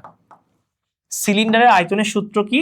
সিলিন্ডারের আয়তনের সূত্র তোমার ভি সমান হবে πr²h, বাট এখানে আর হচ্ছে ব্যাসার্ধ, কোয়েশ্চেনে তোমাকে দিয়েছে ব্যাস, তাহলে ব্যাসার্ধ তুমি পাবা কিভাবে? আমি যদি ব্যাসকে 2 দিয়ে ভাগ করে দিই তাহলেই তো ব্যাসার্ধ পেয়ে যাই। এই তো হয়ে গেল। এখন ভেঙে দাও, তাহলে এটা কি হবে? d²/4, এই 4টাকে মানে এটাকে সামনে নিয়ে আসলে হয়ে যাবে 1/4πd²h। ঠিক আছে, 1/4πd²h, অর্থাৎ এই সি নম্বর অপশন, 1/4πd²h। বলেছে একটি সিলিন্ডার আকৃতির বস্তুর আয়তন হচ্ছে এটা, বস্তুটির দৈর্ঘ্য যদি 1 মিটার হয়, ব্যাসার্ধ কত? খুবই সহজ, এগুলো জাস্ট ছোট্ট করে একটু প্র্যাকটিসের জন্য রেখেছি। এটা তোমার সিলিন্ডারের আয়তন দিয়েছে আর এটা দৈর্ঘ্য কিংবা উচ্চতা দিয়েছে। এটা হচ্ছে আমার আয়তন ভি দেয়া আছে, এটা উচ্চতা এইচ দেয়া আছে, ব্যাসার্ধ বের করতে হবে, জাস্ট সূত্রে মান বসানো, আর কিছু না। তাহলে কি হবে বলতো? আমাদের ভি সমান হচ্ছে πr²h। তাহলে এখান থেকে আমি r² এর মানটা প্রথমে বের করি। r² সমান কি হবে? r² সমান হবে v/πh।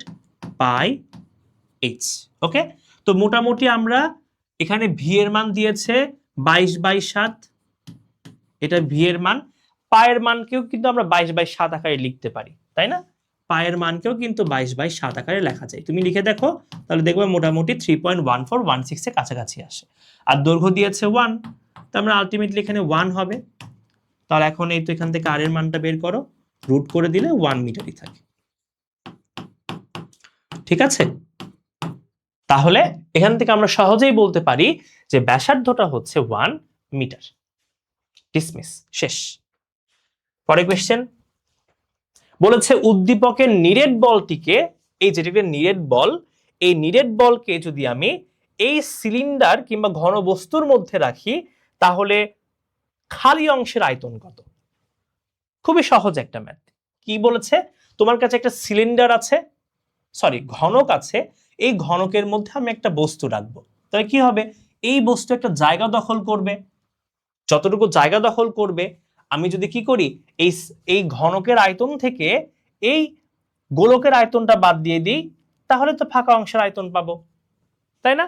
এই যে এটা একটা ঘর, এই ঘর মনে করো একটা ঘনক, তাহলে ঘরে একটা আয়তন আছে, আমার একটা আয়তন আছে, তাহলে তোমাকে যদি বলে যেখানে মাহিন ভাইয়া ছাড়া বাকি অংশের আয়তন কত হবে, কি করবা? এই ঘরের আয়তন বের করবা, আমার আয়তন বের করবা, ঘরের আয়তন থেকে আমার আয়তন বাদ দিয়ে দিবা, শেষ, ডিসমিস। এখানেও একই কাজ। সিলিন্ডার, বারবার সিলিন্ডার বলছি, এখানে ঘনবস্তু তোমার ঘনক বলেছে, তাহলে ঘনক, এই ঘনকের আয়তন থেকে আমি যদি গোলকের আয়তনটা বাদ দিয়ে দিই তাহলে খালি অংশের আয়তন পাবো। পারবা না এটা? পারবা। এটা এইচডব্লিউ, ঠিক আছে, এইচডব্লিউ পারবা এটা। ওকে, এবার স্ক্রু গজের ন্যূনাঙ্ক কিংবা লঘিষ্ঠ গণনের সূত্র আমরা দেখে আসছি একটু আগেই, যে এলসি সমান পি/এন, আর ব্যাসের সূত্র কি? ব্যাসের সূত্র ডি সমান D is equal to L plus C into LC. এই এল মানে কি? এই এল হচ্ছে রৈখিক স্কেল পাঠ, সি হচ্ছে বৃত্তাকার স্কেল, এবং এলসি হচ্ছে লঘিষ্ঠ গণন। ঠিক আছে, এগুলো আমরা মোটামুটি জানি, এগুলো নিয়ে চিন্তার কিছু নেই। ওকে, বলেছে বৃত্তাকার স্কেল 2 বার ঘুরালে স্ক্রু রৈখিক স্কেল বরাবর 6 মিলিমিটার অতিক্রম করে, এই যন্ত্রের পিচ কত হবে? খুবই ভালো করে শোনো, আমরা দেখে আসলাম যে আমরা যদি কি করি, আমরা যদি বৃত্তাকার স্কেলকে একবার ঘোরাই, এটি রৈখিক স্কেল বরাবর যে দূরত্ব যায় সেটাই হচ্ছে পিচ, একবার ঘোরাতে হয় কিন্তু। এখানে বলেছে 2 বার ঘোরালে 6 মিলিমিটার যায়, তাহলে বলো তো পিচ কত হবে? পিচ কত হবে? 2 বার ঘোরালে যায় 6 মিলিমিটার, তাহলে একবার ঘোরালে কত যাবে? 3 মিলিমিটার। এটাই তো আমাদের পিচ। একবার ঘোরালে যতটুকু যাবে এটাই হচ্ছে আমার পিচ, তাহলে পিচ হবে 3 মিলিমিটার। কঠিন কি এগুলো? একদমই কঠিন না, সহজ। ওকে, বলেছে নিরেট সরু তারের ব্যাস মাপা হয় কোন যন্ত্রের সাহায্যে? এটা কিন্তু স্ক্রু গজ হবে, ঠিক আছে? সরু তার যেহেতু বলেছে মানে এটার মোটামুটি পুরুত্ব কিংবা ব্যাস খুবই কম, আর এটার সাহায্যে আমরা কার সাহায্যে বের করে থাকি? নরমালি হচ্ছে স্ক্রু গজের সাহায্যে, ঠিক আছে? ওকে, এরপরে যাই। বলেছে বৃত্তাকার স্কেলের ভাগ সংখ্যা 50 হলে ন্যূনাঙ্ক কত? ন্যূনাঙ্ক মানে হচ্ছে লঘিষ্ঠ গণন। তাহলে লঘিষ্ঠ গণনের সূত্র কি? লঘিষ্ঠ গণনের সূত্র হচ্ছে এলসি ইজ ইকাল টু কি বলতো? LC is equal to P by N. LC is equal to P by N. তো নরমালি হচ্ছে যদি তোমাকে পিচের মান দেয়া না থাকে, আমরা এটা 1 মিলিমিটার ধরে নিই, আর এন এর মান দিয়েছে 50, যেটা আসবে সেটাই উত্তর। 0.02, ঠিক আছে? 0.02, 0.02 এত মিলিমিটার। ওকে, 0.02 এত মিলিমিটার। শেষ। এবার কি বলেছে দেখো, এবার বলেছে কোন বস্তুর ব্যাস পরিমাপের ক্ষেত্রে রৈখিক স্কেলের পাঠ পাওয়া যায় 4 মিলিমিটার। রৈখিক স্কেলের পাঠ 4 মিলিমিটার, বৃত্তাকার স্কেলের পাঠ পাওয়া যায় 60, আর লঘিষ্ঠ গণন পাওয়া যায় 0.01 মিলিমিটার। তো এখন কি করতে হবে? ব্যাস বের করতে হবে। তাহলে রৈখিক স্কেল পাঠ এটা হচ্ছে আমার এল এর মান, বৃত্তাকার স্কেল পাঠ এটা হচ্ছে আমার সি, আর লঘিষ্ঠ গণন এটা হচ্ছে আমার এলসি। এগুলো জাস্ট সূত্রে মান বসে দিলেই কাজ শেষ। এগুলো একেবারেই বাচ্চা ম্যাথ। তাহলে কি হবে সূত্রটা? আমাদের ব্যাস বলেছে, তাহলে ডি সমান হবে এল প্লাস সি ইন্টু এলসি। ওকে, তাহলে আমাদের রৈখিক স্কেল পাঠ কত? 4 মিলিমিটার। বৃত্তাকার স্কেল পাঠ হচ্ছে 60, আর এলসির মান 0.01, ঠিক আছে? তাহলে কত হবে এটা? এটা হবে 4.6 এত মিলিমিটার। শেষ। এখান থেকে তোমাকে আবার ব্যাসার্ধ বের করতে বলতে পারে। ব্যাসার্ধ কত হবে তাহলে? 2.3 হবে। এগুলো একদমই সহজ, পিচ্চিদের ম্যাথ, পিচ্চি বাচ্চা, ঠিক আছে? পিচ্চি। তোমাদের আতি আপুকে যেমন আমি পিচ্চি বলি, সেই পিচ্চি ম্যাথ এগুলো। ওকে, এবার কি বলেছে দেখো, বলেছে কোন একটা গোলকের প্রধান স্কেল পাঠ হচ্ছে 2 মিলিমিটার, পিচ হচ্ছে 0.5 মিলিমিটার, আর বৃত্তাকার স্কেলের ভাগ সংখ্যা হচ্ছে 50। গোলকের ব্যাস কত? দেখো নটরডেমে 22 সালে এসেছে। কত সহজ ম্যাথ। এটাও হচ্ছে পিচ্চি ম্যাথ, এটাও হচ্ছে পিচ্চি ম্যাথ, তোমাদের পিচ্চি আতি আপুর মতো এটাও পিচ্চি ম্যাথ। ওকে, তাহলে আমাদের কি করতে হবে? গোলকের ব্যাস বের করতে হবে। তাহলে গোলকের ব্যাস ডি সমান কি বলতো? এল প্লাস সি ইন্টু এলসি। ওকে, মানগুলো বসিয়ে দিব। তার আগে একটু ভালো করে খেয়াল করো, তোমাকে লঘিষ্ঠ গণনের মান কিন্তু এখানে ডিরেক্টলি দেয়নি। তাহলে কি করব? সূত্র দিয়ে বের করব, কঠিন তো কিছু না। তাহলে কি হবে? এল প্লাস সি, এলসি মানে কি? এলসি মানে হচ্ছে পিচ ডিভাইডেড বৃত্তাকার স্কেলের ভাগ সংখ্যা। এখন মানগুলো বসিয়ে দাও। তাহলে প্রধান স্কেলের পাঠ দেওয়া আছে 2 মিলিমিটার, তাহলে এই যে এল এর মানটা হবে 2 মিলিমিটার। ওকে, প্রধান স্কেল পার্ট ওটাই কিন্তু আমাদের রৈখিক স্কেল, ঠিক আছে? ওই জন্য আমি একটু পজ মেরে গিয়েছিলাম যে কি রে এটা কি হলো, পরে তো খেয়াল হলো আচ্ছা একই জিনিস তো। ওকে, তারপর কি বলেছে? বৃত্তাকার স্কেলের ভাগ সংখ্যা হচ্ছে 50। বৃত্তাকার স্কেলের ভাগ সংখ্যা হচ্ছে 50, সি এর মানটা 50। পিচ কত কোশ্চেনে দেয়া নাই, আমরা ধরে নেব 1। আর এখানে কি বলেছে? ভাগ সংখ্যা কত? বৃত্তাকার স্কেলের ভাগ সংখ্যা এটাও হচ্ছে 50। ও পিচ তো দেয়া আছে, দেখো তো একটু কথা। পিচ কত? পিচ হচ্ছে 0.5 দেয়া আছে, ঠিক আছে? বৃত্তাকার স্কেল পাঠ কোশ্চেনে তো দেয়নি, একটু ভুল করেছে বুঝছো। কোশ্চেনে বৃত্তাকার স্কেল পাঠ তোমাকে দেয়নি, আমরা ধরলাম এখানে কোশ্চেনে যেহেতু দেয়নি, এটা সামহাউ মিস্টেক করেছে। আমরা ধরে নিই যে বৃত্তাকার স্কেলের পাঠ হচ্ছে তোমার 50, আমরা ধরে নিলাম, ঠিক আছে? এটা আমরা ধরে নিলাম, এটা কোশ্চেনে দেয়া নাই। কোয়েশ্চেনে কোনোভাবে মিস করেছে, আমরা এটা ঠিক করে নিচ্ছি। ঠিক আছে, ওকে।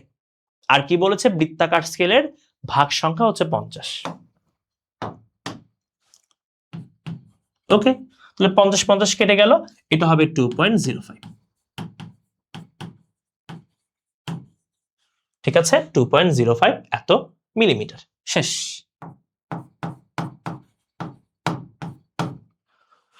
ওকে, চলো এবার এই কথাটা বলেছে কি একটু ভালো করে পড়ি আমরা। চলো, বলেছি স্ক্রু গজের বৃত্তাকার স্কেলের ভাগ সংখ্যা হচ্ছে 50 এবং পিচ হচ্ছে 0.5 মিলিমিটার। মূল স্কেলে 0 দাগ বৃত্তাকার স্কেলের 5তম দাগের সাথে যদি মিলে যায়, যান্ত্রিক ত্রুটি কত? এই টাইপের ম্যাথ কিন্তু আমরা মোটামুটি করিনি, দেখো কিন্তু নটোডেমে এসেছে 22 সালে। তাহলে এই ধরনের ম্যাথ কিভাবে সলভ করতে হয় আমরা এখন সেটা শিখব। তোমাকে বলেছে যান্ত্রিক ত্রুটি কত সেটা বের করতে হবে। তোমার এখানে প্রথম কাজ হচ্ছে এখান থেকে ভিসির মানটা বের করা।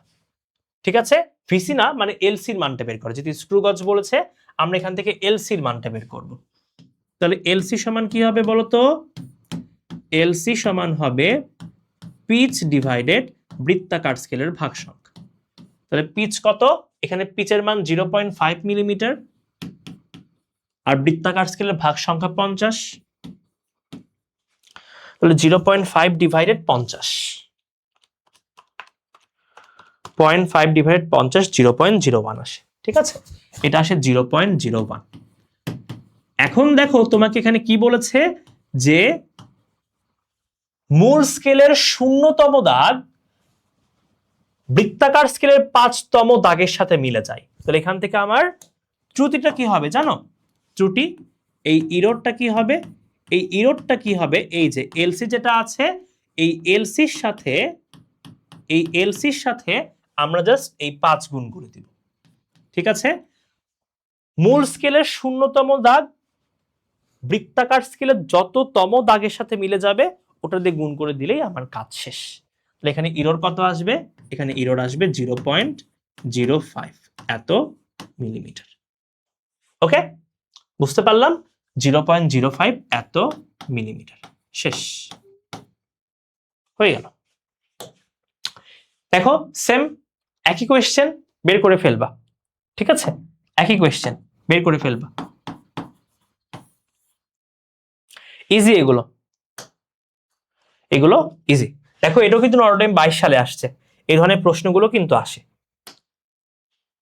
ওকে, এবার বলেছে একটি দণ্ডের ব্যাস হচ্ছে 7.28 এত মিলিমিটার। একটা দণ্ডের ব্যাস 7.28 মিলিমিটার আর পিচের মান দিয়েছে 0.5 মিলিমিটার। তাহলে বলল লঘিষ্ঠ গণন যদি 0.01 হয় তাহলে বৃত্তাকার স্কেল কতগুলো পূর্ণ ঘূর্ণন সম্পন্ন করবে? ঠিক আছে, কতগুলো পূর্ণ ঘূর্ণন সম্পন্ন করবে। আচ্ছা, পিচ মানে কি ছিল বলতো? বৃত্তাকার স্কেলকে একবার ঘোরালে রৈখিক স্কেল বরাবর যতটুকু দূরত্ব অতিক্রম করে এটা হচ্ছে পিচ। এখানে কি বলতে বুঝতে পারছো? এই পিচের মান কত? 0.5 মিলিমিটার। এর অর্থ বৃত্তাকার স্কেলকে একবার ঘোরালে রৈখিক স্কেল বরাবর এটা 0.5 মিলিমিটার দূরত্ব যায়।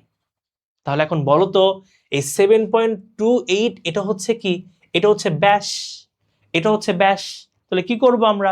এই 7.28 কে 0.5 দিয়ে ভাগ করে দিলেই কতবার ঘূর্ণন সম্পন্ন করে এটা আমরা পেয়ে যাব। কিভাবে পাবো আমরা দেখছি, চলো আগে আমরা এটা সলভ করে ফেলি। তাহলে ঘূর্ণন সংখ্যা আমরা পাবো কিভাবে? ঘূর্ণন সংখ্যা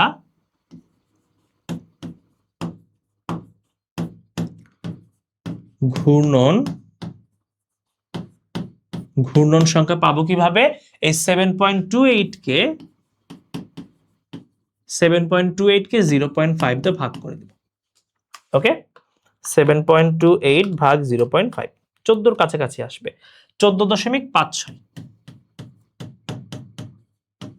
যেহেতু পূর্ণ ঘূর্ণন বলেছে আমরা সেই জন্য এই দশমিকটা নেব না, আমরা হচ্ছে শুধুমাত্র 14 নেব।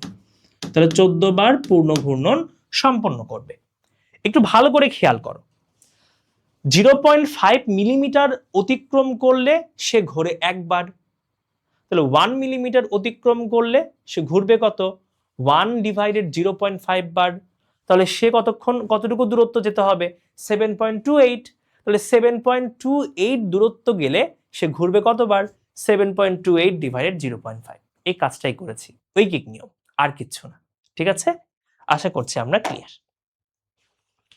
ওকে, এরপর আমরা আমাদের এই চ্যাপ্টারের লাস্টের টপিকে চলে এসেছি, সেটা হচ্ছে আপেক্ষিক ত্রুটি এবং চূড়ান্ত ত্রুটি। আপেক্ষিক ত্রুটি কি, চূড়ান্ত ত্রুটি এবং পরিমাপকৃত মানের অনুপাতকেই আমরা বলি আপেক্ষিক ত্রুটি বা রিলেটিভ এরর বলা হয়। চূড়ান্ত ত্রুটি এবং পরিমাপকৃত মানের শতকরা অনুপাতটাই হচ্ছে আপেক্ষিক ত্রুটি। ঠিক আছে, ওকে, এটা সূত্র, আপেক্ষিক ত্রুটি সমান চূড়ান্ত ত্রুটি ডিভাইডেড পরিমাপকৃত মান ইনটু 100%। এই ম্যাথগুলো তোমরা অলরেডি কি করেছো বলতো, অলরেডি তোমরা কিন্তু শিখে এসেছো কিভাবে মূল নিয়মে করতে হয়, আমরা সবাই জানি। এখানে আমরা শর্টকাট গুলো শিখবো, কিভাবে এগুলো আমরা চটপট একদম এক নিমেষে সলভ করতে পারি, এটা আমরা শিখব। কি বলেছে, একটা বর্গাকার ক্ষেত্রের প্রত্যেক বাহুর দৈর্ঘ্য হচ্ছে 10 সেন্টিমিটার। দৈর্ঘ্য পরিমাপের ক্ষেত্রে 10% আপেক্ষিক ত্রুটি বিদ্যমান, তাহলে আপেক্ষিক ত্রুটি ক্ষেত্রফলে কত হবে এটা আমার বের করতে হবে, এটা আমার বের করতে হবে। এটা হচ্ছে আমাদের বর্গক্ষেত্র না? আচ্ছা বলতো বর্গক্ষেত্রের সূত্র কি, বর্গক্ষেত্রের সূত্র কি, ক্ষেত্রফলের সূত্র হচ্ছে এ সমান কি বলতো, এ স্কয়ার, তাই না? বর্গক্ষেত্রে একটা বাহু যদি এ হয় তাহলে ক্ষেত্রফলের সূত্র হচ্ছে এ স্কয়ার। ঠিক আছে, তাহলে বর্গক্ষেত্রের ক্ষেত্রফল পরিমাপের ত্রুটিকে আমরা এইভাবে প্রকাশ করি, আমরা ডেল এ বাই এ এইভাবে প্রকাশ করি। ঠিক আছে, ডেল এ বাই এ এইভাবে প্রকাশ করি। ক্ষেত্রফল পরিমাপের ত্রুটি হচ্ছে ডেল এ বাই এ। এটা কত হবে জানো, এটা হবে 2 into small del a by a. ঠিক আছে, এটা হচ্ছে আমার ক্ষেত্রফল পরিমাপে আপেক্ষিক ত্রুটি, আর এটা হচ্ছে আমার দৈর্ঘ্য পরিমাপের আপেক্ষিক ত্রুটি। ঠিক আছে, ডেল এ বাই এ জিনিসটা কি বলতো, এই ডেল এ বাই এ এটা হচ্ছে দৈর্ঘ্য পরিমাপে আপেক্ষিক ত্রুটি, দৈর্ঘ্য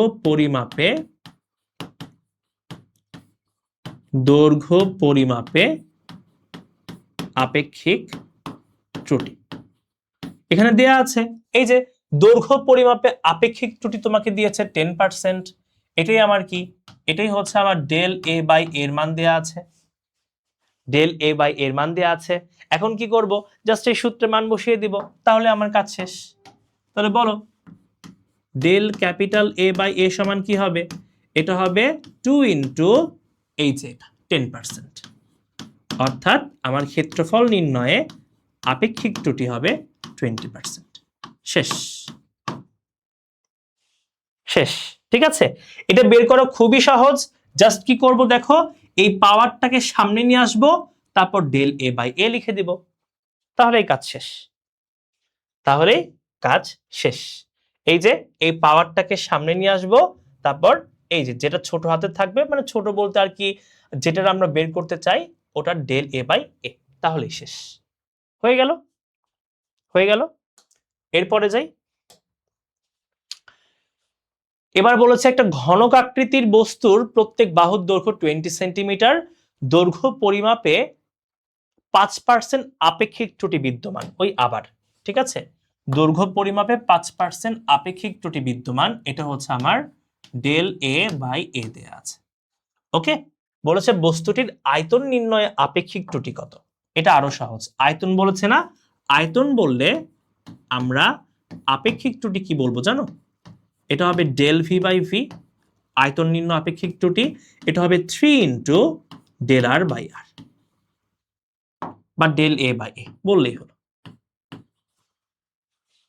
শেষ, মানগুলো বসিয়ে দাও, তাহলে কি হবে, এটা এটা হবে 3 ইন্টু ডেল এ বাই এ, এটা কত 5% দেয়া আছে, 5% দেয়া আছে, তাহলে আলটিমেটলি উত্তর হবে 15%। শেষ,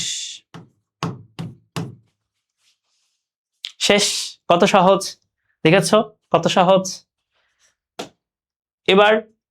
এবার বলেছে একটা গোলকের ব্যাসার্ধ হচ্ছে এত, ব্যাসার্ধ নির্ণয় ক্ষেত্রে 5% আপেক্ষিক ত্রুটি বিদ্যমান, তাহলে গোলকটির ক্ষেত্রফল এবং আয়তন নির্ণয় আপেক্ষিক ত্রুটি কত? তখন অটোডেম 21 সালে এসেছে। আমাদের কি হবে বলতো, ক্ষেত্রফল নির্ণয়ে আপেক্ষিক ত্রুটি হবে ডেল এ বাই এ, এটা সমান হবে 2 ইন্টু ডেল আর বাই আর, এটা হচ্ছে আমার ক্ষেত্রফল নির্ণয়। আর আয়তন নির্ণয় হবে ডেল ভি বাই ভি, এটা হবে 3 ইন্টু ডেল আর বাই আর। ওকে, পারবা না?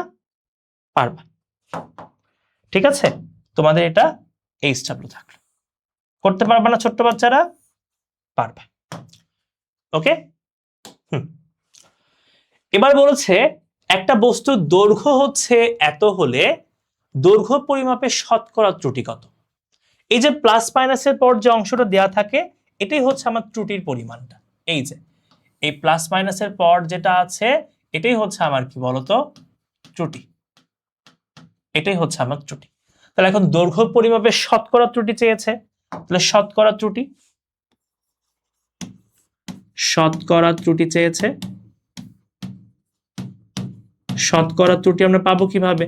এই যে এই প্লাস মাইনাসের পরের অংশটুকু লিখবো 0.7, তারপর এই যে এটা ইন্টু 100%। শেষ, করে ফেলো। কত হবে? 0.7 ইন্টু 100 ডিভাইডেড 7, 10%। এগুলো একদম পিচ্ছি ম্যাথ, বাট এগুলো পরীক্ষায় আসতে পারে, ঠিক আছে। 10%।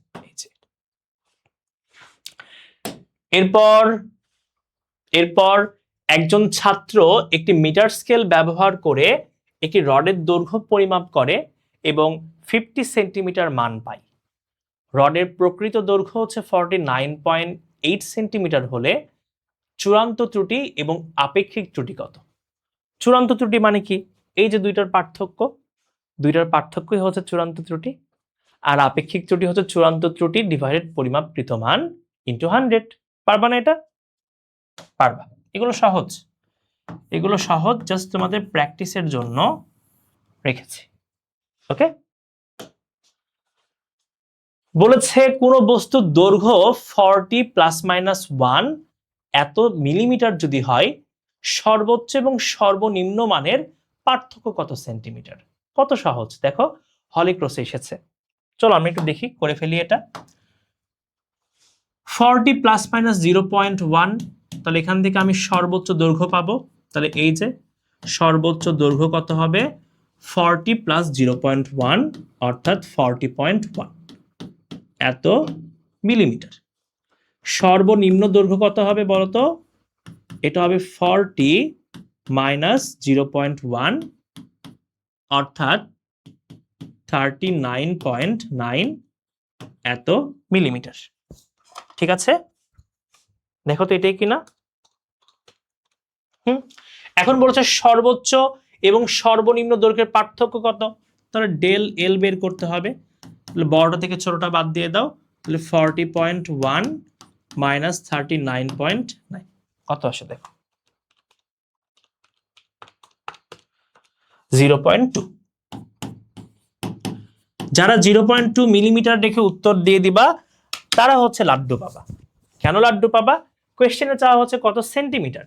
দেখেছো সহজ কোয়েশ্চেনও কিরকম প্যাচ দিয়েছে একটা, যদি সেন্টিমিটার বলেছে আমরা কি করব 10 দিয়ে ভাগ করে দিব, এটা হবে 0.02 এত সেন্টিমিটার। ওকে, খুবই সাবধান, খুবই সাবধান। ওকে, তারপরে বলেছে ভি স্কোয়ার সমান ইউ স্কোয়ার প্লাস 2as, এই সমীকরণের 2as এর মাত্রা কি হবে? আমরা জানি মাত্রার সমীকরণের ক্ষেত্রে প্রত্যেকটা পদের মাত্রা সেম। 2as এর মাত্রা যেটা হবে ইউ স্কোয়ারের মাত্রাও সেটা হবে, ভি স্কোয়ারের মাত্রাও সেটা হবে। তা 2as এর মাত্রা কি? এর মাত্রা হচ্ছে এল টি ইনভার্স 2, আর এস এর মাত্রা হচ্ছে কি বলতো এল। তাহলে আলটিমেটলি হবে এল স্কোয়ার টি ইনভার্স 2। ওকে, এল স্কোয়ার টি ইনভার্স 2। ঠিক আছে, ওকে। তারপর আপেক্ষিক ত্রুটি সমান সূত্র কি এখনই দেখে আসলাম, চূড়ান্ত ত্রুটি ডিভাইডেড পরিমাপকৃত মান। এই যে চূড়ান্ত ত্রুটি ডিভাইডেড পরিমাপকৃত মান। ওকে, তারপর বলেছে চূড়ান্ত ত্রুটি যদি সমান হয়, খুবই সুন্দর প্রশ্ন দেখো, বলেছে চূড়ান্ত ত্রুটি যদি সমান হয় তাহলে কোন বইয়ের আপেক্ষিক ত্রুটি বেশি হবে? কোন বইয়ের আপেক্ষিক ত্রুটি বেশি হবে? চূড়ান্ত ত্রুটি সবারই সমান, তাহলে আপেক্ষিক ত্রুটি কার বেশি হবে এটা আমার বের করতে হবে। তাহলে সূত্র কি? আমরা জানি আপেক্ষিক ত্রুটি সমান চূড়ান্ত ত্রুটি ডিভাইডেড পরিমাপকৃত মান, ডিভাইডেড পরিমাপকৃত মান ইন্টু 100% লিখলেও হয়, না লিখলেও হয়। 100% মানে তো 1, তাই না? ওকে, তাহলে এখন দেখো সবার চূড়ান্ত ত্রুটি সমান, সবার যদি চূড়ান্ত ত্রুটি সমান হয় তাহলে আপেক্ষিক ত্রুটি নির্ভর করবে কার উপর? পরিমাপকৃত মানের উপর। তাহলে দুইটা ব্যস্তানুপাতিক সম্পর্কিত, যার পরিমাপকৃত মান বেশি হবে তার আপেক্ষিক ত্রুটি হবে কম, যার পরিমাপকৃত মান হবে কম আপেক্ষিক ত্রুটি হবে বেশি। তাহলে আপেক্ষিক ত্রুটি বেশি চেয়েছে, তার মানে পরিমাপকৃত মানটা হতে হবে কম। তাহলে এটার মধ্যে পরিমাপকৃত মান কম কোনটার? প্রথমটার, 10 সেন্টিমিটার। ওই জন্য এটার কি হবে বলতো? এটার আপেক্ষিক ত্রুটি বেশি হবে। এটাই হচ্ছে আমাদের উত্তর। ওকে, তাহলে এরপরে কি আছে? এরপরে আর কিচ্ছু নাই, এর মাধ্যমে আমাদের এই চ্যাপ্টারটা শেষ হয়ে গেল। ওকে, তোমরা অবশ্যই যারা পুরো ক্লাস করছো তারা বুঝতে পেরেছো যে আমি প্রথম কিছুক্ষণ ক্লাস নিয়েছি একরকম অবয়বে, এবার অন্যরকম অবয়বে ক্লাস নিচ্ছি। আমি আসলে এই ক্লাসটা শুট করার পরে অসুস্থ হয়ে পড়েছিলাম, দীর্ঘদিন আমি হচ্ছে ক্লাসটা শুট করতে পারিনি। তোমাদের আসলে এটা এই শুক্রবারে যাওয়ার কথা ছিল, বাট আমি আসলে এটা কমপ্লিট করতে পারিনি, অসুস্থ ছিলাম, এখনো অসুস্থ আছি। জাস্ট তোমাদের ক্লাসের জন্য আমি এটা রেকর্ড করলাম। তোমরা যারা ক্লাস করেছো তোমরা আই হোপ বুঝতে পেরেছো যে আমি আসলে অনেক কষ্টে আমার ক্লাসটা নিতে হয়েছে, আমার এখনো শরীরটা ভালো লাগছে না। তো আর কি, জাস্ট তোমরা যেহেতু ক্লাসগুলো করতে পারোনি, পিছিয়ে পড়বা, সেই জন্য আর কি ক্লাসগুলো রেকর্ড করলাম আবার। দেখো আমরা কিন্তু কষ্ট করছি, তাই না? আর যদি এটা ফ্রি কোর্স, এটা হচ্ছে আমরা একদম কমপ্লিটলি বিনামূল্যে তোমাদের দিচ্ছি, বাট আমরা কিন্তু একদম কন্টেন্টগুলো খুবই সুন্দর করে সাজিয়েছি। যে কোয়েশ্চেনগুলো এসেছে, যেগুলো আসতে পারে সবগুলোই কিন্তু আমরা করিয়ে দিচ্ছি, তোমরা একটু কষ্ট করে করো। দেখো আমরা যারা ক্লাস নিচ্ছি, আমি, তোমাদের আতিয়া আপু, শিহাব ভাইয়া, সীমান্ত ভাইয়া, সবাই কিন্তু অনেক কষ্ট করে ক্লাস নিচ্ছে, ঠিক আছে? প্রত্যেকেই কষ্ট করে ক্লাস নিচ্ছে, সুষমা ভাইয়া ক্লাস নিচ্ছে, হৃদি আপু ক্লাস নিচ্ছে, প্রত্যেকেই কষ্ট করে ক্লাস নিচ্ছে জাস্ট তোমাদের ভালোর জন্য। তোমরা একটু কষ্ট করো। আমি বেশ কষ্ট করে ক্লাসটা কমপ্লিট করলাম, ঠিক আছে? তোমরা বুঝতে পারো যে আমি কিন্তু নর্মালি সব ম্যাথগুলোই করে দিই, বাট আজকে দেখলাম যে কিছু কিছু ম্যাথ যেগুলো সহজ তোমাদের এই স্টাফগুলো দিয়ে দিলাম, জাস্ট আমার শরীরটা ভালো লাগছে না দেখে। বাট আই হোপ তোমরা ভালো করে সুন্দর করে ক্লাসগুলো করতে পেরেছো। পুরো ক্লাসটাই খুব সুন্দর করে আমি নেওয়ার চেষ্টা করেছি। আই হোপ কঠিন কোনো কিছুই লাগেনি, খুবই সহজ টপিক। এখান থেকে প্রশ্ন কম হয়, বাট হয় না এমন না, প্রত্যেকবারই কিন্তু প্রশ্ন হয়, আমরা কিন্তু দেখলাম, তাই না? তো সেই জন্য আমরা সুন্দর করে ভালো করে ক্লাসটা করব এবং আই হোপ তোমাদের এখান থেকে কোনো কনফিউশন হবে না। তাহলে এটাই, আজকের ক্লাসটা আমাদের এই পর্যন্তই। সবাই ভালো থাকো, সুস্থ থাকো, আর তোমাদের ভাইয়ার জন্য দোয়া করিও, ঠিক আছে? সবাইকে অনেক অনেক শুভকামনা। আসসালামু আলাইকুম।